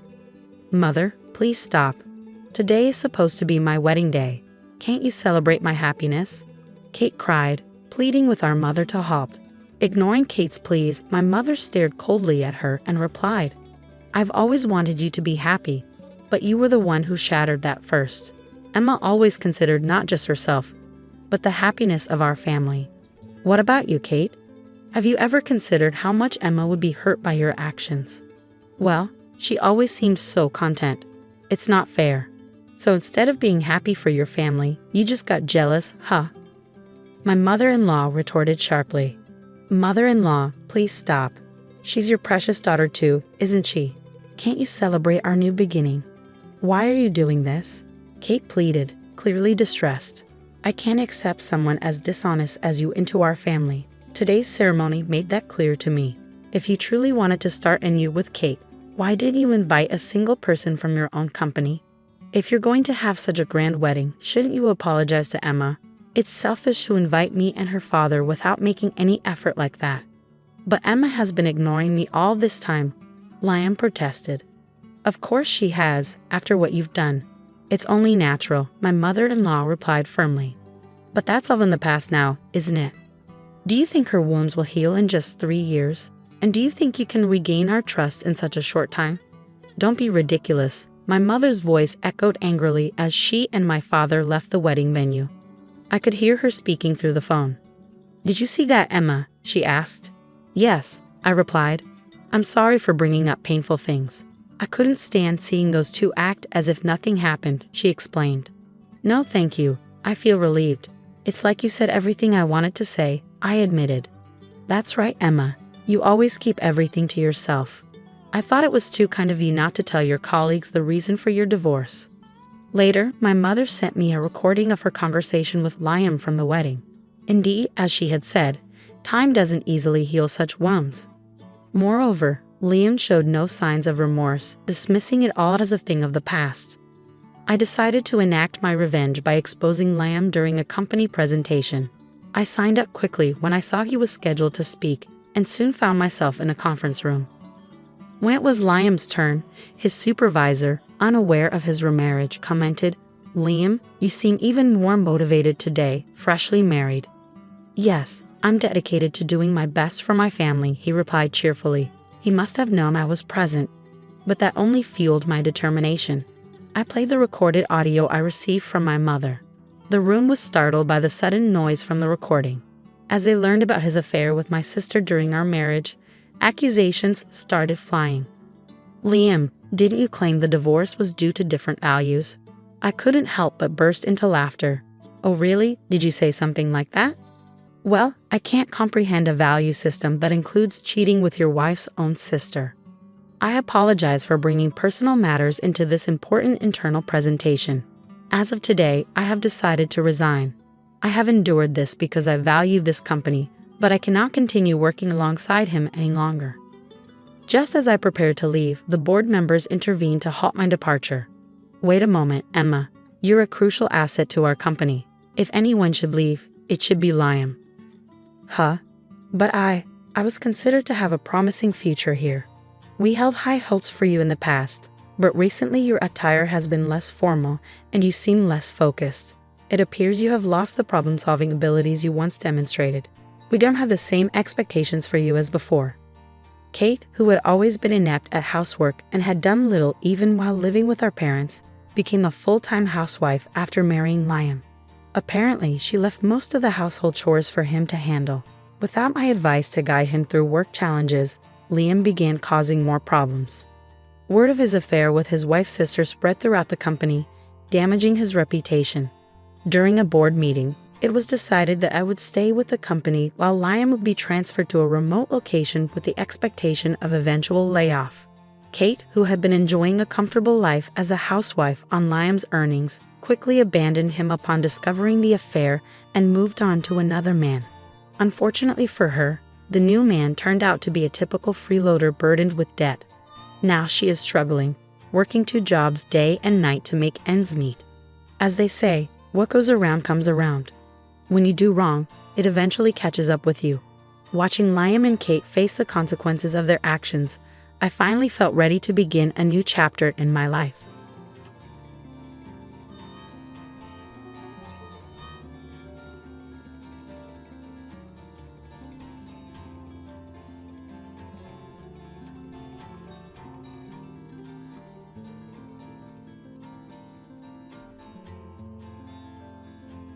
Come on, play something. There's not much our poor family can do anyway, said someone at my mother-in-law's birthday party. Everyone there, her friends, my husband's friends, and our relatives, looked at me all at once. My mother-in-law, wanting to embarrass me, grinned and stared at me. I slowly put my fingers on the keyboard. My name is Noriko, and I'm a 36-year-old stay-at-home mom. I live with my husband Tom and our daughter Hannah, who's in 5th grade. With a kind husband and a sweet daughter, I should be happy. But there's one problem, my relationship with Hannah. When my mother-in-law saw Hannah, she rushed over and hugged her tightly. "Grandma, it's been so long," said Hannah. "You've grown up and you look pretty again, Grandma." My mother-in-law happily chatted with Hannah, but as soon as she saw me nearby, she glared at me. "What are you doing? Isn't it polite to offer tea or something? Or do you mean to tell me you can't even serve your mother-in-law? Grandma, what's up?" Hannah asked, puzzled. "Oh, why don't you come with me to the mall, Hannah? They have a big buffet there." "Really? I'd love to," Hannah said eagerly, but she glanced at me, looking unsure about leaving us alone. Her eyes darted, unsure of what to do. "Go with Grandma, Hannah. Are you sure?" I reassured her with a smile, and she looked relieved. "Let's go, Grandma," she said happily, taking her grandmother's hand. With a smug look on her face, my mother-in-law whisked Hannah away to the mall. The issue here is that my relationship with my mother-in-law isn't good. When my husband's around, she acts kindly towards me, which makes me feel relieved. But when it's just me and her, she starts saying mean things. "My son told me you only went to a junior college, right?" She'd say. "Yes, I did," I replied slowly. You hesitated. "I wonder why Tom chose you." "What do you mean by that? Do you have a problem with me? Tom is highly educated, graduated from a top private university, and yet he chose you, who was from a poorer background with just a junior college degree. I tolerate you because you're Tom's wife, but honestly, I wouldn't want to be around someone as poor as you.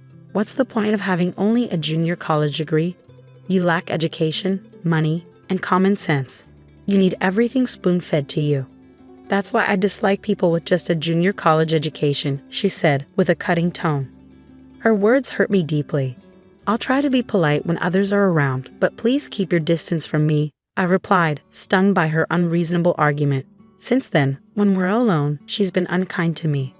I've tried to ignore her insults, following my strategy of minimizing contact with her, as my mother-in-law suggested. But the real problem is my daughter, Hannah. She adores her grandchildren and visits us every 3 days. Most times she takes my daughter away from me, just like she's doing now. My heart ached as I watched my daughter anxiously ask me, "Don't you and Grandma get along?" "We're okay, sweetheart," I replied, trying to hide my own hurt. "But Grandma says you're mean to her," my daughter said. "It's the other way around," I wanted to say, but I held back. Instead, I just said, "Maybe we had a disagreement the other day." "Mom, you have to make up with Grandma," Hannah insisted. "You're right. We'll try to patch things up." I forced a smile at her directness, though inside it hurt. One day, my mother-in-law came over and said, "Hannah told me you teach piano." "Yes, I teach her. I'm teaching her on my father's old grand piano. It's a bit worn, but it's precious to me. I used to play my favorite songs on it, and now I'm teaching my daughter," I explained. "Mom, I want to learn too," Hannah chimed in. So she started learning piano from me? I'm not the best teacher, but her enthusiasm touched me.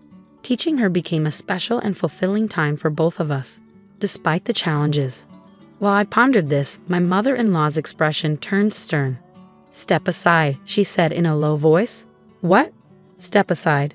"But I've been teaching Hannah," I protested. "Not anymore. I don't want someone like you with your background teaching her. Don't you care about Hannah's future?" Shocked by her tone, I stammered. "What's wrong?"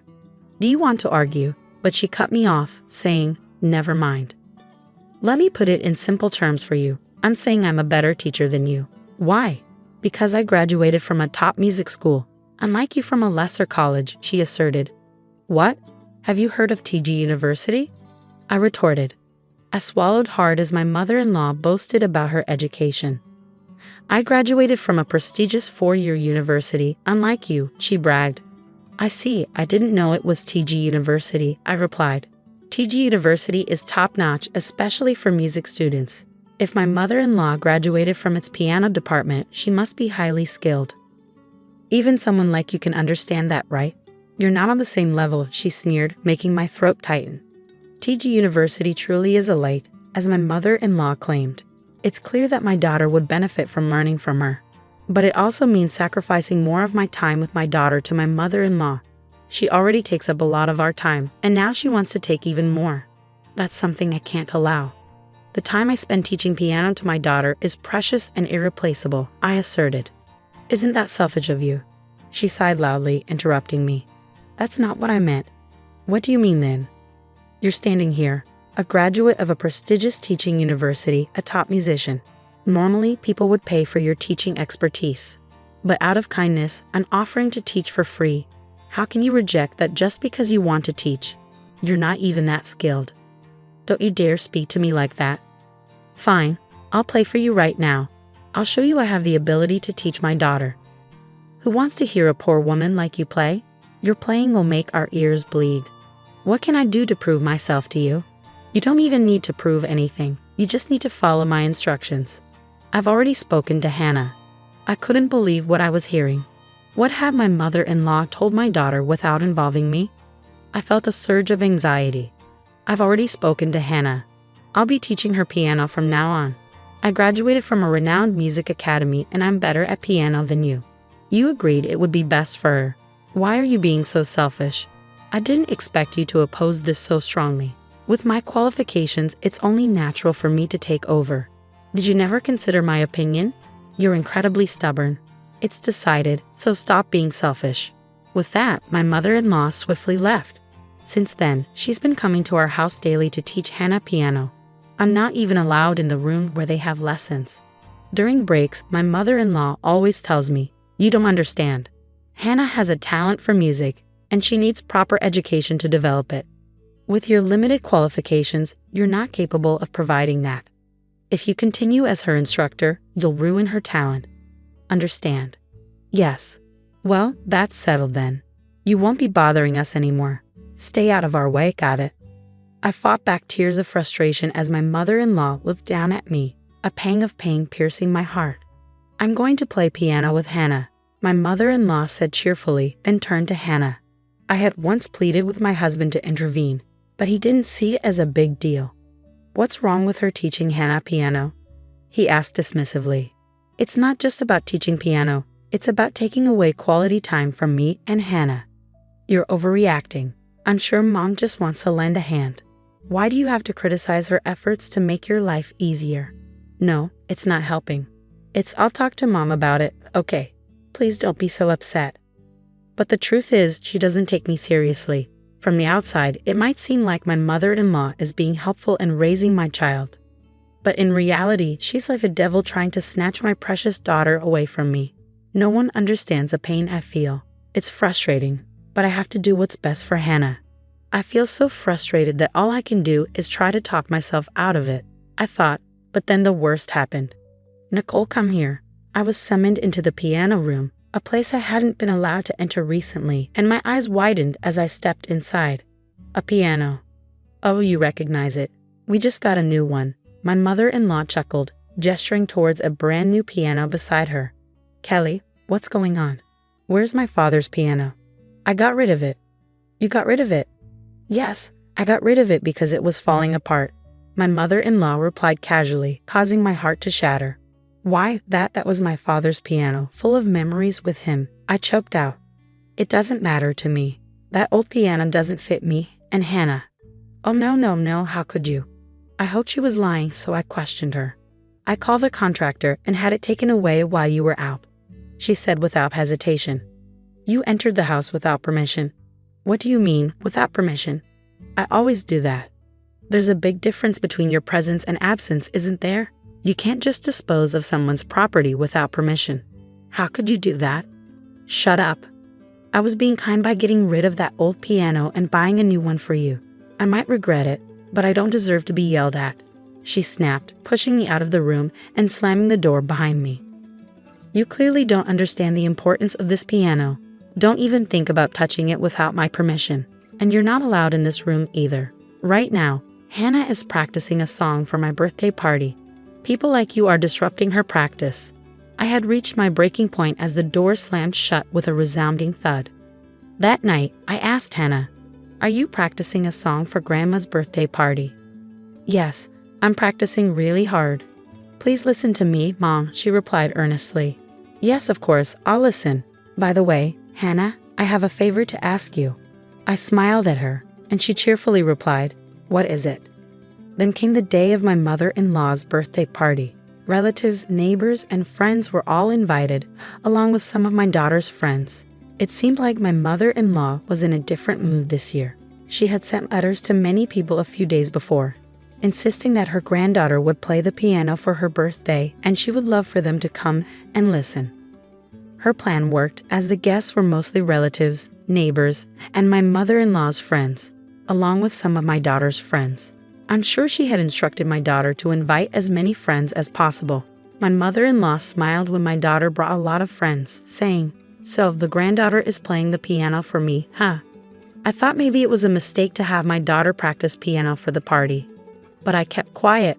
I spent the morning busy making food and a cake for the party. My husband and daughter helped me, but my mother-in-law didn't want to pitch in at all.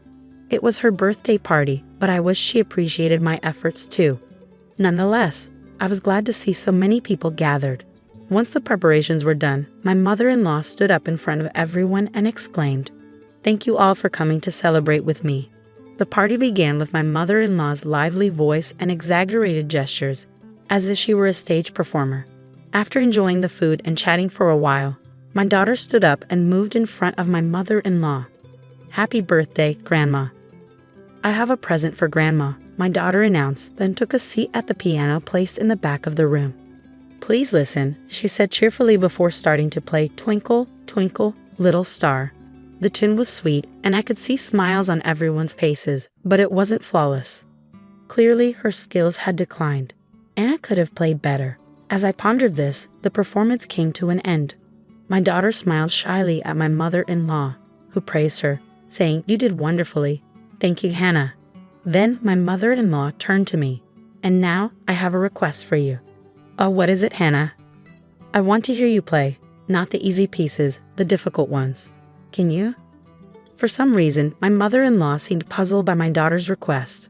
Her eyes darted around, but when she caught sight of me, she put on a sickening smile. "Yes, you may play. But before I do, Nicole, didn't you say you were going to play a piece for me?" My mother-in-law looked at me and said something like that. I had never promised such a thing, but I felt pressured. She was going to do it? What? I hadn't heard my mother play in a long time. "Yes, Hannah. Your mother is going to give us a wonderful performance for Grandma." "Wow, I'm looking forward to it," my mother-in-law said after seeing her granddaughter's smile, then turned to me. "It's my birthday, so I'll let you touch this piano." With that, she pushed me and made me sit down in front of the piano. The whole room was buzzing with excitement after Hannah's lovely performance, and all eyes were on me, eagerly anticipating what I would play next. "Well, there's not much a poor person like you can play anyway, right?" My mother-in-law whispered in my ear, so only I could hear. It was like she was daring me to embarrass myself in front of my daughter. "Come on, Nicole, play for us. Everyone's curious to hear what you'll play," she mocked. Despite her taunts, I quietly replied, "Okay." I slowly placed my fingertips on the keys, took a deep breath, tapped the keyboard once, and then began to play a piece with great energy. "What?" was my mother-in-law's puzzled voice in the background as I carefully played the piece, making sure not to falter in my finger movements. The piece was Chopin's Etude Op. 10 No, one famously used as the opening song of the Anam Piano Forest. It's a very challenging piece for performers, but it's one I've practiced extensively and become quite skilled at. There was no way I could fail. I flawlessly finished the piece, then stood before the stunned audience and gracefully bowed. Instantly, applause erupted from the crowd. Surrounded by eyes filled with emotion and excitement, and applause filled with admiration, I basked in a feeling I hadn't experienced in a long time. My mother-in-law, standing beside me, muttered, "No way." When I asked her what was wrong, she huffed in response. "It's nothing," she said firmly. I countered with a confident smile. "You seem impressed. Where did you learn to play like that?" My eyes conveyed a silent message. Despite growing up poor, I still managed to excel. My mother-in-law turned to Tom, asking, "What?" Nicole won an award for excellence in a junior piano concert when she was in high school.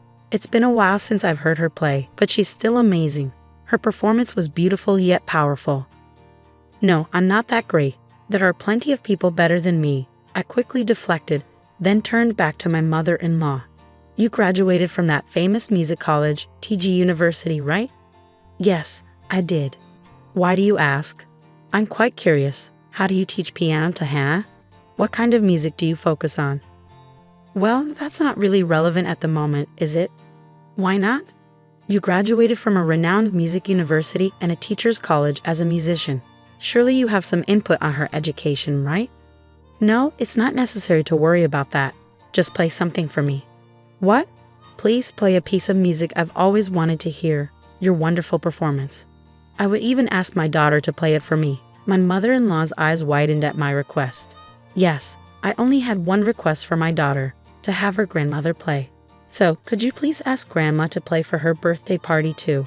That's all. But that's all it would take to complete my revenge. While I embarrassed myself in front of all my relatives by playing poorly, my mother-in-law would hide behind an excuse, claiming I was too ill to play. But I'm sorry, I can play just fine. Ah, I want to hear it too, my daughter agreed cheerfully. Grandma's fingers aren't feeling well, so she only lets me play simple pieces. Is that so, Hannah? How did you learn to play the piano from your grandmother? At first I played the songs she taught me, but they were all easy, so these days I play while looking at the music sheets you gave me. Grandma always compliments me on how good I am. Do you get any advice from your grandmother? No, she always says she has nothing to teach me because I'm a genius, so I don't get any advice from her. I see, I got the point. I had thought that Hannah's piano skills were declining, but that was what it was all about. My mother-in-law had told me that she would teach my daughter the piano, but in reality, she didn't teach her much, and the whole time she was teaching her, my daughter was teaching herself. I want to hear my grandmother play, not the usual easy pieces, but the harder ones like my mother used to play for me. Grandma, I'm looking forward to it. Then let's listen to my grandma play together. Yes, that's what Grandma said. She plays the piano better than Mom. That's why I've always wanted to hear her play. I'm so happy for you. Today you'll finally get to hear your grandmother play. I'm so happy. Despite her smiling, my mother-in-law's face began to turn pale. What's wrong? Hannah wants to listen to your performance. No, I'm not feeling well today. She's waiting for you to play a simple nursery rhyme for her. Hannah is really looking forward to it. Yes, but I'm not. My mother-in-law started sweating, her eyes darting nervously at my words. What's wrong? You can't play. What? You can't play? After that performance? Come on, you graduated from TG University, right? You can play just as well as I can, no problem, right? I graduated from a teaching university, but my major was conducting. Even if you're studying conducting, piano is one of the subjects, right? I chose an instrument other than the piano. With my small hands, I'm limited in the pieces I can play. There's no way I can play as fluently as you. My mother-in-law's outburst caused a stir among the people around us, who started to wonder what was happening. You can't play the piano, huh? But weren't you proudly telling us that you were teaching your granddaughter to play? You said you played better than your daughter-in-law's poor piano, didn't you? What do you mean? The suspicious gazes around me turned towards her. It's not like that, okay? I'm not, you guys, I do play the piano. Hey, Grandma. My daughter's eyes widened in genuine curiosity as she asked her grandmother a question. Can't you play the piano? Hannah, if you don't play the piano, why did you lie and say you do? No, Hannah. I didn't lie, it's true. When I asked her why she was always so kind to me but so strict with my mother, she told me it was because my mother mistreats her, and I thought that was true. What are you talking about, Hannah? Could it be that you're really tormenting my mother? My mother-in-law screams in sorrow at my daughter's words. No, it can't be, of course not. Nicole and I are good, aren't we, Nicole? No way. What are you talking about, Nicole? There is no way I can get along with someone who would throw away a piano given to me by my father, my most precious possession. What? My daughter tilted her head. She said that you said you didn't need it anymore, so she threw it away and bought a new one. It was very precious that I got from my father. Even if I couldn't play it anymore, I wouldn't throw it away. Really? Then why did you throw it away, Grandma? Didn't you know that it was my mother's precious treasure? To her daughter's words, my mother-in-law just shook her head and said, No, no, no, no, no, no. The conversation between us caused the guests to start fussing. My husband, sensing that the mood had deteriorated, asked the guests to leave, saying, Let's call it a night. He began to urge them to leave the room. Wait, it's really not true. There is a reason for this. There's a reason.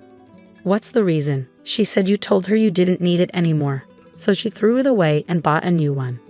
But it was special, a gift from my dad. Even if I couldn't use it anymore, I wouldn't throw it away. Really? Then why did you throw it away, Grandma? Didn't you know it meant a lot to my mom? To her daughter's question, my mother-in-law just shook her head and kept saying, No, no, no. Our conversation upset the guests. My husband felt the tension and asked everyone to leave, saying, Let's end the night. He urged them to go. Wait, it's not what you think. There's a reason. What's the reason? That's enough, I said firmly, looking at my mother-in-law, who was muttering to herself. Please don't ruin my daughter's talent because of your own selfishness. My words seemed to hit her hard. She sank to her knees. After that day, she never visited our house again. She had made a scene at her own birthday party. No matter how much she might want to, she wouldn't be welcome at our place anymore. And it seemed her relatives and neighbors who were at the party were spreading rumors about her. Now she's being avoided by them. Still, she keeps insisting, It's not my fault, I was framed. That wicked wife set me up. She's going around the neighborhood saying it's not her fault, but nobody believes her. Honestly, it's just typical of her. Meanwhile, my daughter has been practicing piano with me, and she's improving a lot. Mom, I want to play a duet with you. Well, it might be tough until you improve a bit more on the piano.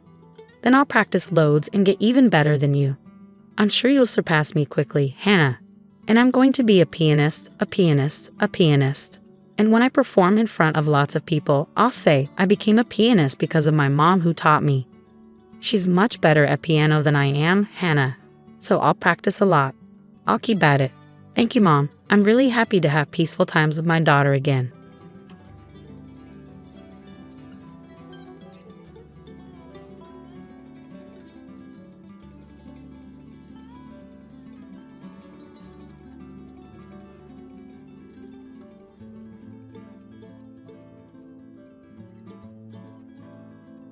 You've inherited over $3 million, right? We've already started constructing a duplex for us to live together. I've even included the kitchen of my dreams, my mother-in-law says in a tone that's almost dreamy. I've quit my job. I'm planning to start a business with the inheritance that Ashley has received. My husband announces, looking oddly pleased. Wait a minute, I've told you I haven't received any inheritance yet, right? You've quit your job, and you're building a duplex. What's happening? Don't lie. It's clear you've inherited. How about we take a trip before the house gets built? How about Hawaii? My father-in-law chimes in, adding to the growing confusion with my husband and my mother-in-law. What on earth are these people thinking? They want to use the precious inheritance I received from my mother and spend it on whatever they please. Even though I was filled with rage, I didn't know what to do. The story goes back a few months ago. My name is Ashley. I'm 38 years old and work as a high school teacher.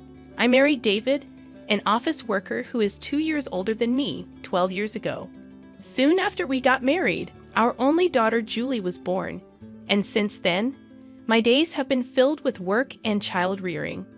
Today is the day I'm visiting my hospitalized mother with my daughter. Oh, Grandma, it's been a while. Well, Julie, welcome. My mother lies in her bed, lovingly stroking Julie's hair. Her hand is noticeably thinner, and her complexion looks poor. Next to my mother's bed stands a middle-aged man wearing glasses and a suit. As I nod towards him, he returns the nod and leaves the room. Mom, who is that man? Just an acquaintance. Don't worry about it. More importantly, Ashley, are you still doing well? And David, is he well? My mother's eyes, a shade close to blue, sparkle softly as she smiles. She met my father, who ran an import-export business overseas, and came to the US as his bride. Raising a child in a foreign country must have been hard, but my mother and father worked together to bring me up. One of the reasons I am able to work as a teacher today is because my mother taught me many things since I was small. I am deeply grateful to my parents who raised me with love in a wealthy family. After my father passed away a few years ago, my mother, now alone, fell ill and was hospitalized. She transferred the business to a relative, and now she spends her remaining days quietly in the hospital. "I'm fine, Mom. Is there anything you need? Just having you and Julie come to see me is more than enough." After having such a conversation and spending a good amount of time talking with my mother, Julie, and I headed home. Julie talks to my mother about things that happened at school and the book she has recently read. She's at that tricky age of 10, but our relationship is good. Even if I take away my parental bias, I think she is a bright and honest child who is growing up well. We're home. "Oh, welcome back. How's my mother-in-law doing?" David asks as he greets us. "Mom is as usual. How about you? Your seminar, was it?" "Oh, I heard some good stuff. Looking forward to the next one." Recently, my husband has been attending seminars on quitting his job and starting a side business. He must want more money, but the company he works for is not top tier. It's not bad, and with my salary, we are doing just fine. I find it distasteful when he is so greedy for money, which I suppose he gets from his parents. Ever since we got married, I've been put off by his parents' excessive stinginess and their habit of begging for small amounts of money whenever we see them, so I've been keeping my distance. They've never given Julie any Christmas gifts. Fortunately, my in-laws live far away, so we don't have to interact much, and my husband does well with household chores, so I guess it's okay. As long as I have my mother, my husband, Julie, and our modest but ordinary life, I'm content. Then one day, I got a call from the hospital. My mother's condition had suddenly worsened, and she was in critical condition. When my family rushed to the hospital, my mother was barely breathing. "Mom? Grandma? No. Ashley, I always wanted you to be happy. Cherish Julie more than anything. I love you." In the end, those were my mother's last words. My mother, who raised me with all her heart alongside my father, adored Julie from the bottom of her heart. My mother's face in the coffin was peaceful, and all I could do was cry. Julie was by my side, crying with me. A little while after my mother passed away, an envelope arrived at our house, a law firm. Ashley was perplexed as she opened the envelope from an unfamiliar sender. Inside was a document stating, "I have been entrusted with your mother's will, which leaves all of her inheritance to you." Ashley and her mother had never discussed the subject of inheritance before, so she was taken aback. However, since the letter had indeed arrived, she decided to visit the law firm on her own. "Hello, I'm the attorney Ed." The man who appeared was the middle-aged gentleman with glasses who had been present when she visited her mother in the hospital. "You were in my mother's hospital room before?" Ashley questioned the man with the familiar face. "Yes, we met in the hospital room. Actually, from that time, I was entrusted by your mother." Hearing his kind voice, Ashley found herself on the verge of tears, and then she was shocked beyond belief. 500 million. Yes, Ashley. When your father passed away, you waived your right to the inheritance so your mother could receive it all. When you add that inheritance to your mother's personal assets, even after deducting taxes, this is the amount your mother has named you as the sole heir. My parents had indeed been wealthy, but I hadn't imagined that they had left such an inheritance. I had never asked my parents for money after getting married and avoided the topic of inheritance as it seemed unlucky. Feeling dizzy, I realized this must be an expression of love from my mother. With that thought, I left the procedures to Ed. "Your mother cared about you more than anything. She instructed me to assist you if necessary. Please feel free to discuss anything with me." "Thank you. I appreciate your help." Ashley bowed her head several times to Ed and left the room. Time passed, and it was around the time of her mother's 49th day memorial service. her husband, David, began to frequently ask about her mother's inheritance. When they had married, her father was still running his business, so David was vaguely aware that they were wealthy. Each time she asked him to stop talking about it while she was still mourning, he would fall silent, only to subtly bring up the matter of money after some time. The worst were my in-laws. When they came to my mother's memorial service, my father-in-law said, "Ashley, if you are worried about the inheritance, we can help." Huh? Hey, we've had our fair share of disputes over inheritance. When unmarried siblings died, inheritance can be complicated. If you're troubled, feel free to talk about it. That's right. Rely on us too. Yes. Having never shown any inclination to assist them before, she could only give her in-laws a vague response as they put on a knowing facade. And then, about 3 months after her mother's death, David, who had been quiet recently, finally lost his patience. "Hey, have you received your mother's inheritance yet?" A bad feeling swept over her quickly. Ashley lied. The procedures are complicated, so not yet. In reality, she had already completed the procedures and, upon Ed's advice, had deposited the passbook containing the inheritance in a safe deposit box. But it felt right to say that now. "Really? But it's been 3 months since your mother passed away, right? Haven't you done the procedures yet?" "Yeah, so what?" "Well, never mind. I'm going to bed." For some reason, David headed for the bedroom in high spirits. With the nagging unease in her chest, Ashley prepared for work the next day and then headed for bed. The next day, as Ashley and Julie were cleaning up after dinner, the doorbell rang. Julie hurried to the door, and when Ashley poked her head out from the kitchen, she saw her in-laws who had dropped by unexpectedly and David returning from work. "Why are my father-in-law and mother-in-law here?" "It's not a big deal, Julie. Go to your room." Julie glanced anxiously at us and headed to her room. "What's going on?" "Never mind that, Ashley. We have something to celebrate today."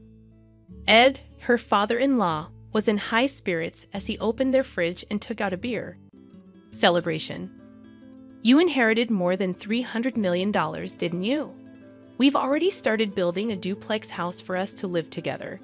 It even comes with a dreamlike modern kitchen." The one who spoke in the dreamy tone was her mother-in-law. "What? What are you talking about, Ashley?" "Be happy. We've decided to build a duplex house. We used half of our savings and the money that Mom and Dad have put aside for the down payment. The loan is under my name, but you can pay it all at once with your inheritance, right? Give back to the two of them. I quit my job. I decided to start a business using that inheritance you received." David, her husband, looked somehow satisfied as he said these words. "Wait a minute. What are you talking about? I told you I haven't received the inheritance yet, didn't I? And what does quitting your job and a duplex house mean? Don't lie. It's clear you've inherited. How about we go on a trip before the house is built? How about Hawaii?" Amidst the escalating chaos, David and her mother-in-law were getting excited, agreeing with what Ed said. Then David said, laughing scornfully, "You're stingy, Ashley. We've looked into it because you kept saying you hadn't received the inheritance. You can't renounce an inheritance if you don't process it within 3 months. Whether you lied or told the truth about not processing, you still have inherited, right? That is, considering the scale of my father-in-law's company, there must be more than 300 million. We'll be able to live comfortably thanks to them. Thank you, mother-in-law.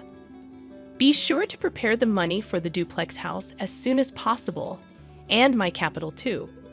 Seeing David speak like that made her dizzy. But what on earth are these people who want to use my precious inheritance that I received from my mother as they please and indulge in luxury? Although filled with intense anger and about to yell, she couldn't say a word, worried about Julie, who was in the other room. "I'm going outside for a bit." She called out to the 3 of them, but they didn't hear her, happily discussing how they would use the inheritance. She went out without even taking her wallet. The night wind was cool, and it was then that the tears came. She went to the hilltop park where she used to come with her mother and cried, holding back her voice. Her anger didn't subside. Feeling frustrated and worn out, her heart was exploited. Her emotions were a mess, but she couldn't just say she wanted a divorce. They still had their child, Julie. Her mother's words, "Take care of Julie above all else," came back to her, and tears spilled again. Suddenly, someone spoke to her. Surprised, she opened her eyes, and the person began to speak softly. 3 days later, she called her husband and in-laws to a restaurant with private rooms. "So you finally came back home after that day. Did you withdraw the money, Ashley? You shouldn't leave home without telling your husband." "Exactly." Ignoring the words of the 3 people, she took out a document. It was a divorce notice already filled out. "David, I want a divorce." "What? What are you saying?" Her husband looked panicked, and her in-laws looked at each other. "I can't go on with you anymore." "What are you saying?" David's face was turning red as he lashed out at her. "You're leaving us after receiving the inheritance. You changed because you got the money, you miser." "That's my words, Ashley." Snap back. "Ever since I inherited my mother's estate, you've been out of control. Quitting jobs to start a business, deciding to live with in-laws without even asking, taking out my savings to build a 2-family home, and then planning a trip to Hawaii. Who is the one who changed when the money came in? I can't possibly stay with such people." "Wait, you can't just divorce me like that." "That's right. Our savings after marriage are shared property. Half of the inheritance belongs to David, no matter what." "That's correct. If it comes to that, we will take $300 million with us." David and my in-laws were foaming at the mouth as they approached me. Just as I was about to respond, the door to the private room slid open. Dad, Grandpa, and Grandma should know better. The inheritance Mom received doesn't become shared property, right, Mr. Ed? There stood my daughter Julie and Attorney Ed. "Julie, and who are you?" "I'm Attorney Ed. Ashley's mother had entrusted me with this matter, and I've been advising Ashley." As Ed bowed, Dave seemed flustered. "That's all well and good, but wait. The inheritance doesn't become shared property?" "That's correct. Inherited property from a deceased parent has not become shared property, nor is it subject to the division of property." "What? You've got to be kidding me. Is this a mistake? That can't be." In front of the flustered 3, I was taken aback. It seems that they really thought that the inheritance I received would become their property. In that case, it's even more reason not to divorce. "I'll cling to you no matter what." My husband with bloodshot eyes shouted out without any regard. "Stop it already?" That was Julie. She continued her calm words. "Since Mom suggested divorce, no. Since Mom inherited the estate. Has Dad ever thought about Mom once? Grandpa and Grandma only ever talk about money. They never once mentioned me. I can't consider such people as family." David and my in-laws were taken aback. The day I was crying about my inheritance, Julie was the one who spoke up. Julie came running after me, and she told me Dad, Grandpa, and Grandma are too much, trying to take Grandma's legacy for themselves. "Mom, I'm on your side. Let's fight this together." With those words, I made up my mind, contacted Ed, and arranged this meeting. "Julie, it's not like that. Dad wants you to be happy." "That's right, Julie dear. You'd be happier living with us, wouldn't you?" "That's right. A child shouldn't interfere." My desperate husband and still assertive in-laws. Julie, with an exasperated look on her face, said, "I'm going with Mom. I can't bear to be with you anymore." Julie said this and looked away. "Anyway, we've made up our minds. Julie and I will be leaving." As I said this calmly, David got angry. "Hey, I've never cheated, and you can't force a divorce. I'll hire a lawyer. We'll get that money one way or another. If that's the case, I will take care of it from here." Ed spoke quietly. "The issue here is whether there are grave reasons for not continuing the marriage, quitting his job, using the household savings without permission, deciding to live together, and Julie is saying she can't bear it. There are various points we can argue. Moreover, your daughter recorded the sound of all of you begging for Ashley's inheritance. That should also serve as evidence." "Damn it." David slumped and my in-laws turned pale. After seeing that, Julie and I left the restaurant. A year later, thanks to Ed's efforts, my divorce with David was finalized. Julie and I moved into the house my mother had lived in, but there were several times when we received letters saying, "I love you, come back," and David was seen loitering near Julie's school. So we asked Abe to apply for a restraining order. After that, it was quiet. According to the rumors, they actually did build a two-family home. My already retired in-laws had to work in a factory, and although David looked for work, he couldn't find any and is now doing manual labor. I heard from the neighbors that there were constant arguments in the new two-family house because of their troublesome fights. They became disliked by everyone in the neighborhood. Julie and I are still living peacefully, helping each other. A while ago, Julie said, "I want to study abroad in the country where Grandma grew up," so it cut ties completely with my ex-husband. We made up our minds to move overseas. We used a bit of my mother's inheritance, but I'm sure she would be pleased. Now, Julie seems to be enjoying school every day, and I've started working as a teacher there. I hope these peaceful days continue.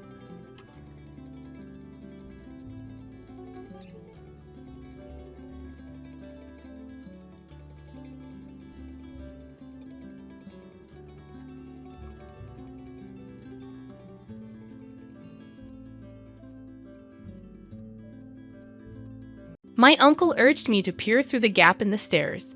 My 4-year-old niece tugged at my sleeve as I hesitated.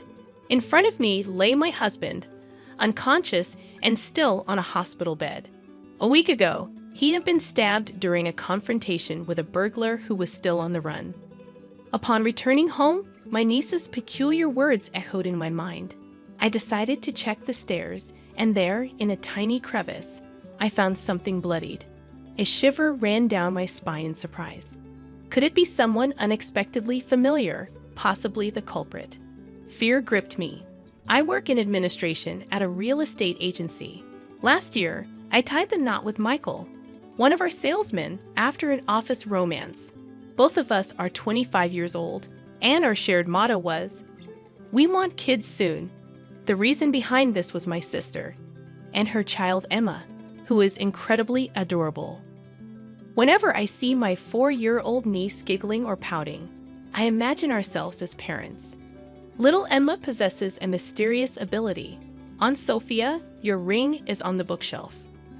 Whenever I misplaced something, my niece would pinpoint its location, not just once but repeatedly. Even my sister said, when in trouble, ask Emma. Somehow, good things happen. Children are said to see ghosts, but I wonder if there's something more to it.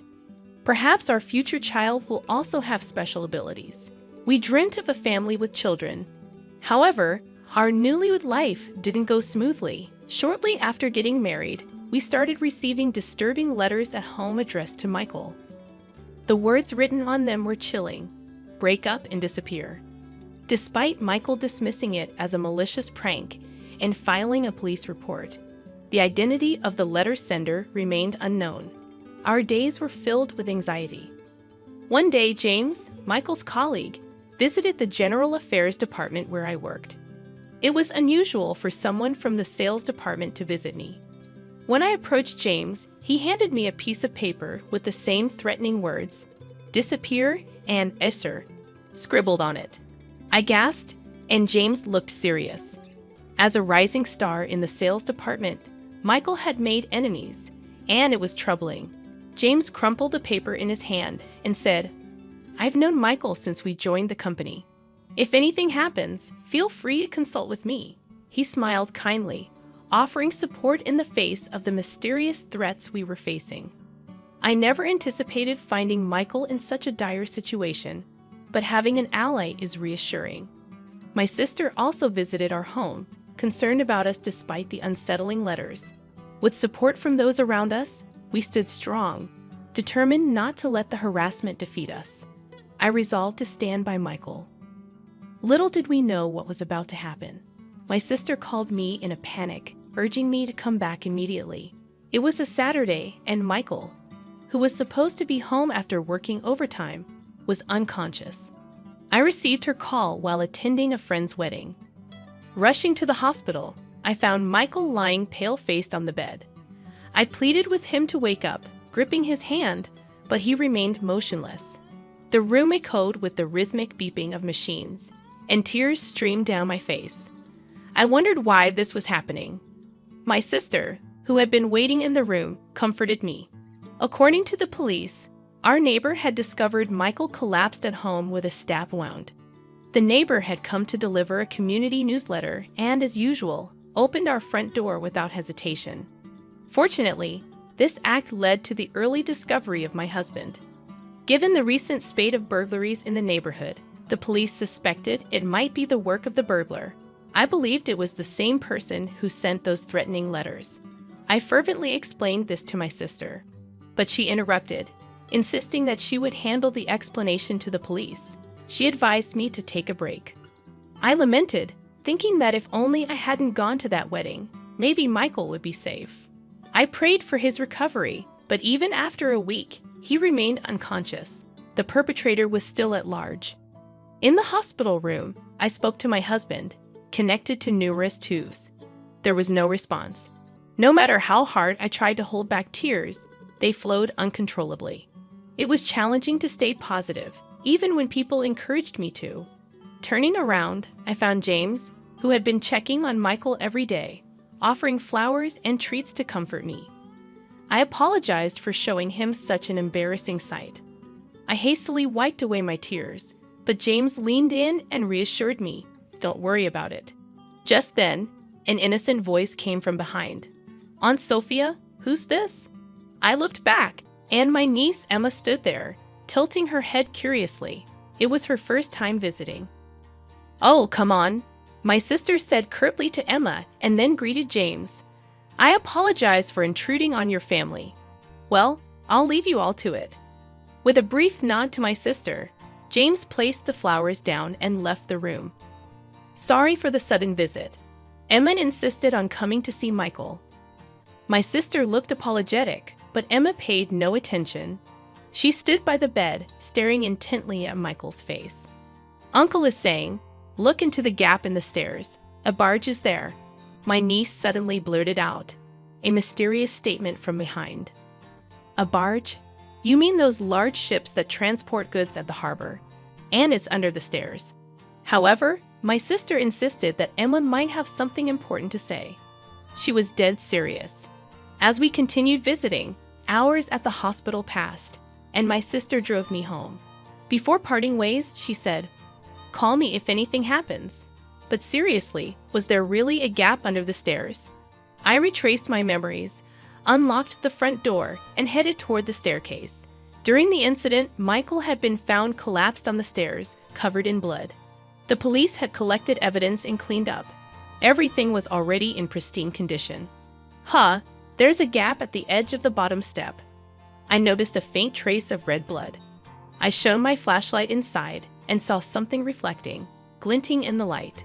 I quickly grabbed some tweezers and pulled it out. It turned out to be something unexpected. Isn't this a company badge? In our company, everyone wears a badge with a company logo as an employee ID. The familiar badge was dried and stained with a significant amount of blood. It must have been squeezed into the gap because of the blood. Come to think of it, the police mentioned an unnatural scratch on Michael's fingertip. Could he have pushed something into the gap? The hidden company badge might be a message from Michael, indicating who the culprit is. I immediately called my sister. "See, something was found after all. Let's go together to report it to the police," I suggested as my sister bustled around on the other end of the phone. I heard my niece's voice. "If there's no barge, you need later. It's troublesome for one person who's being a nuisance." What another riddle is this? Another clue related to the case? I leaned forward, asking, but all I heard from the phone was Emma's giggles. Emma had accurately guessed something about the space under the stairs, and I suspected this riddle held a clue to the perpetrator. I stared at the blood-stained company badge in my palm. Michael must have left a crucial clue in his desperate struggle, enduring immense pain until he lost consciousness. I won't let Michael's message go to waste. I'll catch the criminal. I vowed to uncover the cowardly perpetrator and seek revenge. Later, I promptly delivered the badge to the police and went to visit my niece. If there's no barge you need later, it's troublesome for one person who's being a nuisance. Emma's words intrigued me. I asked her for more details. Hey Emma, what does it mean when you say I need a barge later? Is it too late? Emma shook her head. No, not like that. I'm still puzzled. When you say it's troublesome for one person who's being a nuisance, are you talking about the number of people? Would 2 people be less of a nuisance? No, that's still too many. It's about being bothersome. My niece wore a smug expression, but the mystery only deepened. I had no idea what she was talking about, and I let out a groan. My sister, equally puzzled, hemmed. There must be some meaning to it.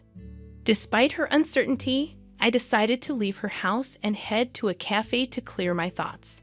As I sipped my coffee and pondered, a man in a suit sitting at the adjacent table stood up, leaving his smartphone behind. Excuse me, you've forgotten your phone, I called out. He hurried back, relieved, and replied, thank you. It's my work phone, and losing it would mean writing an incident report. At that moment, something clicked in my mind. Finally, the answer to the riddle became clear. I dashed back to my workplace. What followed was a whirlwind of events that revealed the truth. 5 days later, I found myself in a hospital room with my unconscious husband. It's been a while. Why did you take 5 days off work? He asked, stirring from his slumber. I didn't see you at the hospital either. I was worried, James said during his visit, ignoring the bouquet he offered. I looked him straight in the eyes and quietly asked, despite being so close to my husband, why did you stab him? James's face turned pale at my sudden accusation. What are you talking about? Isn't the culprit a burglar? He smiled kindly as always, trying to play it off. I took the blood-stained company badge I found under the stairs out of my pocket and showed it to him. Is that our company's badge? The Lear my niece mentioned wasn't a ship at the harbor. It referred to the company badge. We've been receiving harassing letters at home, and my husband hid the company badge to reveal the culprit. The culprit isn't a burglar. It's someone close within the company, I said, looking at James with conviction. You're not seriously suspecting me, are you? After all I've done to care for you. He reached for my hand with a strained smile. I pushed away his hand and showed him a copy of his disciplinary report that I found in HR. Emma's statement about needing a barge later meant needing the letter of apology to the company because he lost his badge. 2 days after my husband was stabbed, he wrote the incident report. Could that be Michael's company badge? His badge was properly at home. I swiftly dismissed his feeble excuse. James clenched his lips in frustration, but he wasn't giving up. You're shaken because of Michael's stabbing. From now on, I'll be there for you in Michael's place. His unfocused eyes drew closer. I deftly sidestepped him and pulled out documents from my bag. It was the drive recorder data from the company car he always used. You came to our place at the time of the incident, even though there are no business partners nearby, right? As the data manager for the company's drive recorders, I quickly analyzed James's movements during the incident. Perhaps he had considered erasing the data later, but the company car's recorder was locked to prevent unauthorized tampering. Did you have feelings for me? I asked, watching James squirm. After questioning other colleagues, it became clear that James had secretly harbored feelings for me all along. Furthermore, it was revealed that James resented Michael for supposedly stealing me away from him. Emma's riddle, it's troublesome for one person who's being a nuisance, meant that if someone already had a spouse, Michael's presence would be an obstacle to their marriage. You held a grudge and harassed us, fearing we might get divorced. That's disgusting. James clenched his fists in anger at my use of the word disgusting. I liked you much more than Michael ever did. I thought scaring you would lead to a breakup. He stomped his feet in frustration. Since the letters alone weren't effective, I decided to put a weapon in your mailbox. I thought it would wake you up in fear.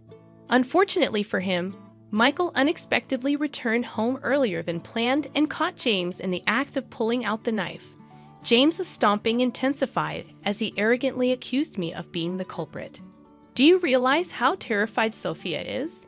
He warned me never to come near his wife again. "So, in your anger, you've used the knife you were holding to stab my husband." "Yeah, that's right. It was all for you. Now I just need to finish him off." James defiantly rushed toward the bed, attempting to strangle Michael. Desperate to protect my husband, I grappled with James. Then, unexpectedly, Michael's weak voice cut through the chaos. "Enough already." James froze momentarily at the unexpected interruption, seizing the opportunity. I pushed James with all my strength, and he crashed into the door with a loud thud. The curtain he grabbed tore apart, and the hospital staff rushed in, alarmed by the strange noise echoing through the halls. "Call the police?" I shouted. The staff gathered around, helping restrain James and making emergency calls. Later, when the police arrived, and I explained everything, they took James into custody. He cried out in desperation. We were so close to being happy. "What nonsense are you spouting? There was never any chance of happiness for you." I stared at James, pushing him away with a resolute tone. "I've loved you all along. I really have."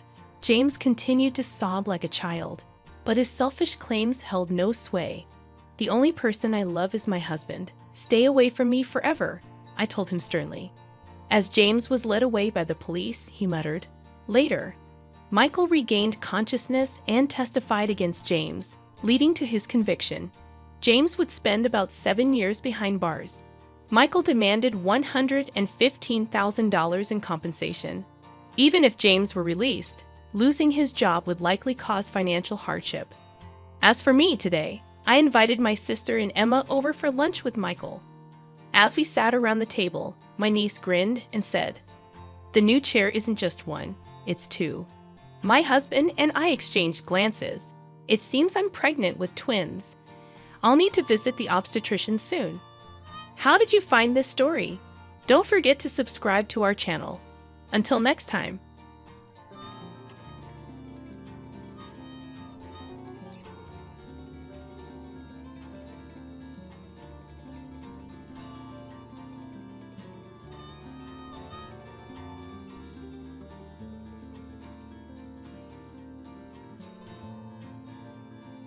My name is Rachel, and currently, I reside in an annex of my in-laws' house with my husband, Stefan. While Stefan lives in the main house with his parents, I am the sole occupant of the annex. Originally, this annex was a small structure built by Stefan's grandfather as a personal project to create a private space. Over time, it has been converted into a living space approximately the size of a room, thanks to my efforts. Initially, Stefan and I lived in a regular apartment for about 3 years after our marriage. However, his parents, who greatly adore him, suddenly expressed their desire to live with Stefan. In response, Stefan, as the dutiful son, declared that he also wanted to be with his parents.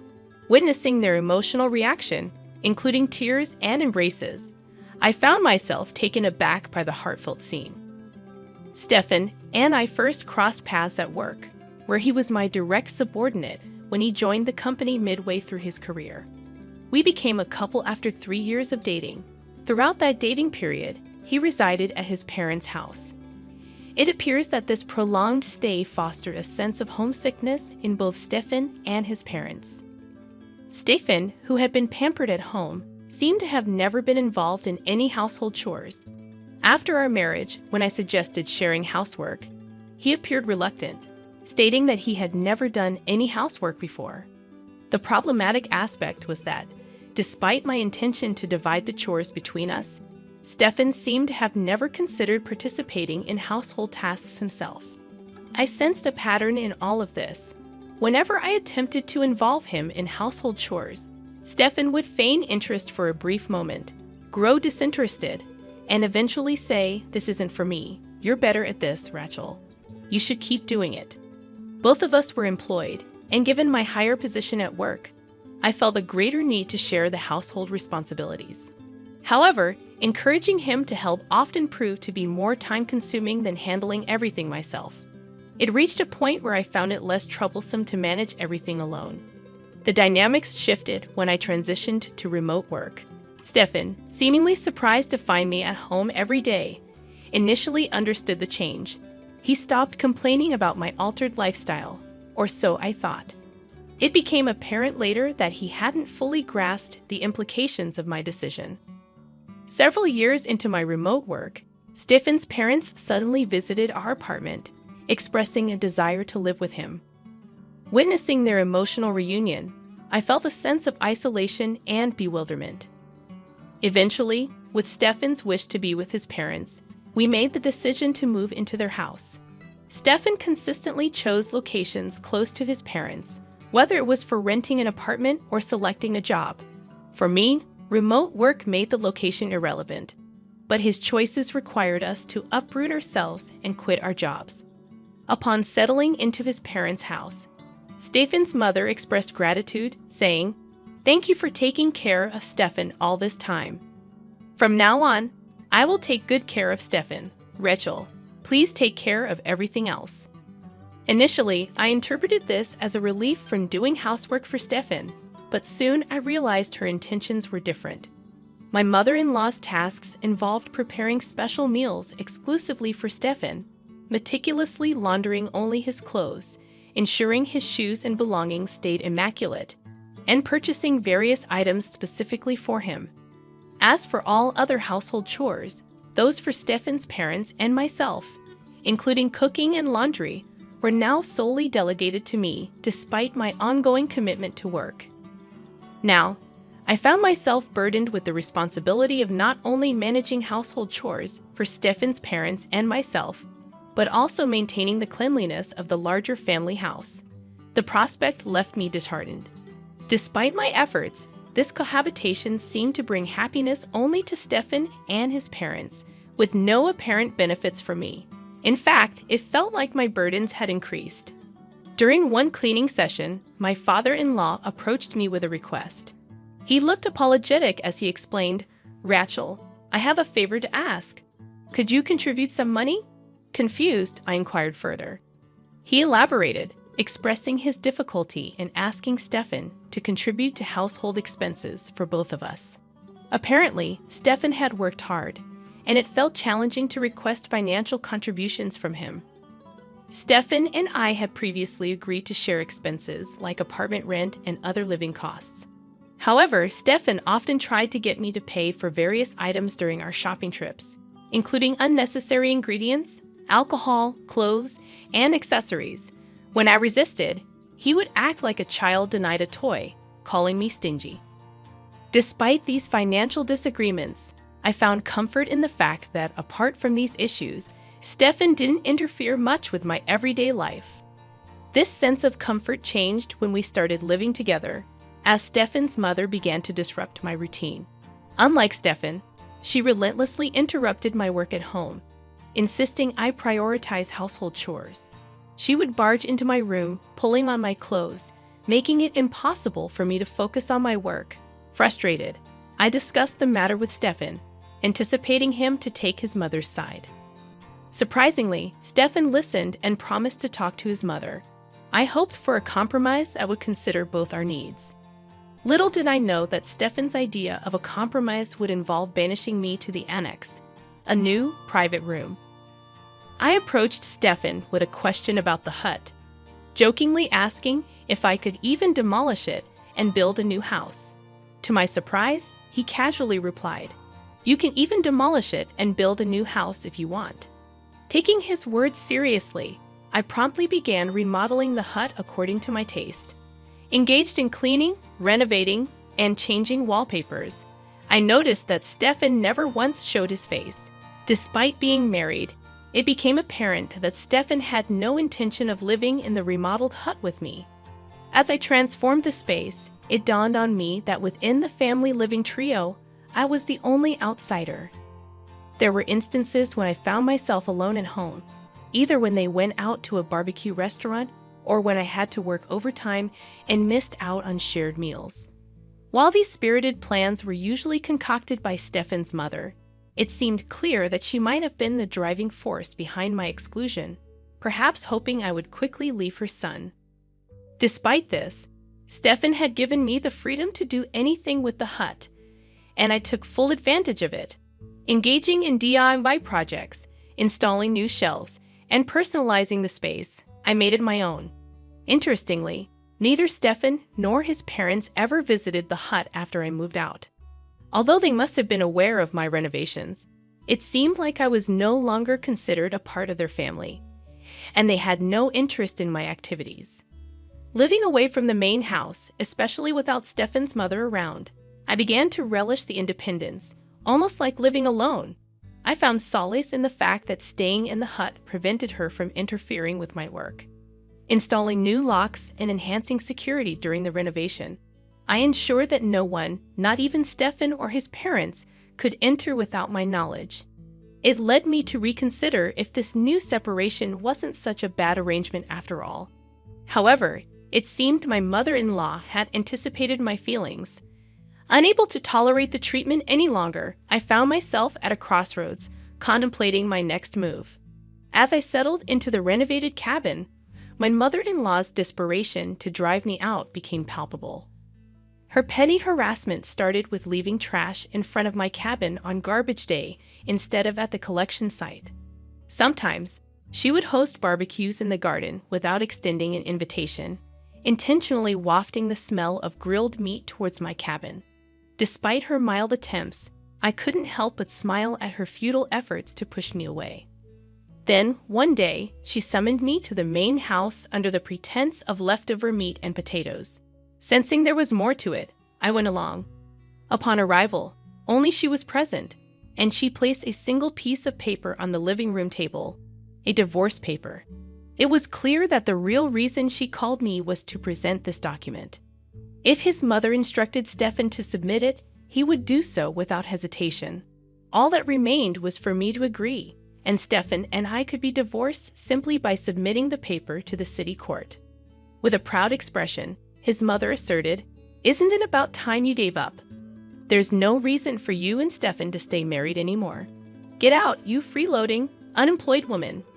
I was taken aback by her audacity, but her certainty in her plan only fueled my determination.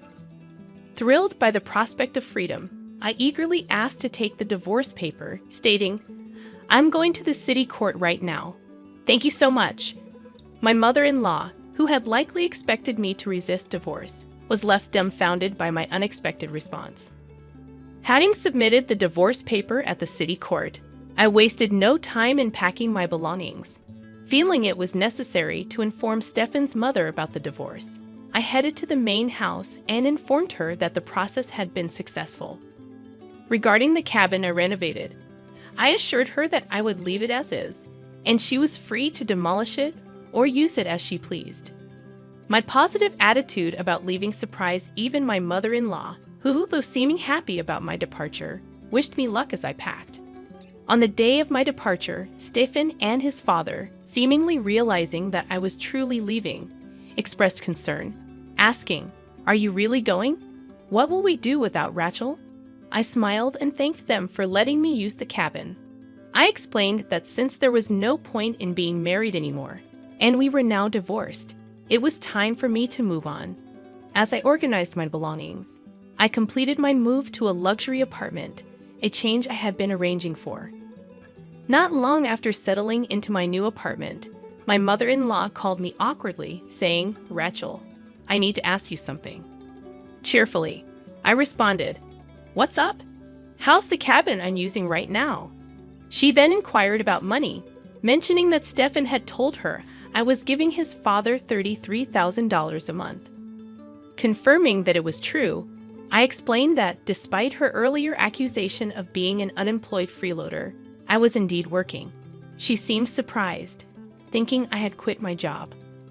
I clarified that I hadn't quit but left the company to become the president of a new company, setting up a remote work system. Her reaction was one of disbelief, and I sighed, realizing that even Stefan was unaware of my promotion.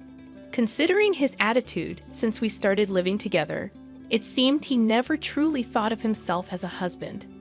When asked about my earnings, including my side job, I nonchalantly mentioned it was roughly around $2 million. I may have exaggerated a bit with the $2 million figure. It's just a hassle to explain the exact figures. With that much money, could you lend us some? Actually, Father was laid off, and he kept it hidden. We've been managing somehow with the $3,000 you've been giving us. Neither Stefan nor I knew about it. It all made sense to me now. My father-in-law's words about it being pitiful to ask his son for money were just a pretense to get me to pay. He probably assumed I had money due to my superior position at our former company, and as a result, sweetly scammed me out of $3,000 a month under the guise of living expenses. In the end, I didn't mind too much since it allowed me to live peacefully in that quiet cabin. Well, I'm divorced from Stefan now, so I don't have any connection with your family, right? When I asserted this, my mother-in-law pleaded, "That's not true. To me and to Stefan, you're still family. Come back to us." I immediately declined, recognizing the potential for being used again. Stepping back into a relationship with Stefan would bring me no benefits. We were now complete strangers, and I found it uncomfortable for them to keep calling me family. Besides, they were the ones who drove me out in the first place. I'm really enjoying my life alone now. It's pretty much the same as when I was married, mostly living alone. The difference is, back then, I didn't spend money on myself, and $3,000 was taken from me every month. I prefer my current life much better. Goodbye, then. I ended the call without hesitation, not understanding why they thought I would return. For my mother-in-law, it must have been a last-ditch effort. In fact, Stefan's salary wasn't that great, and he had a habit of saying, "I can't do it," and passing work to others. This trait, displayed in both our personal life and at the office, left him deemed unreliable, and he remained a regular employee without any salary increase. On top of that, with his father laid off and his mother being a housewife, they couldn't maintain their large house and ended up selling it. Now the three of them are living in the cabin I renovated. While it's just right for one person, it must be quite uncomfortable for three people in that cramped space. Since then, I haven't thought about them and continue to live peacefully.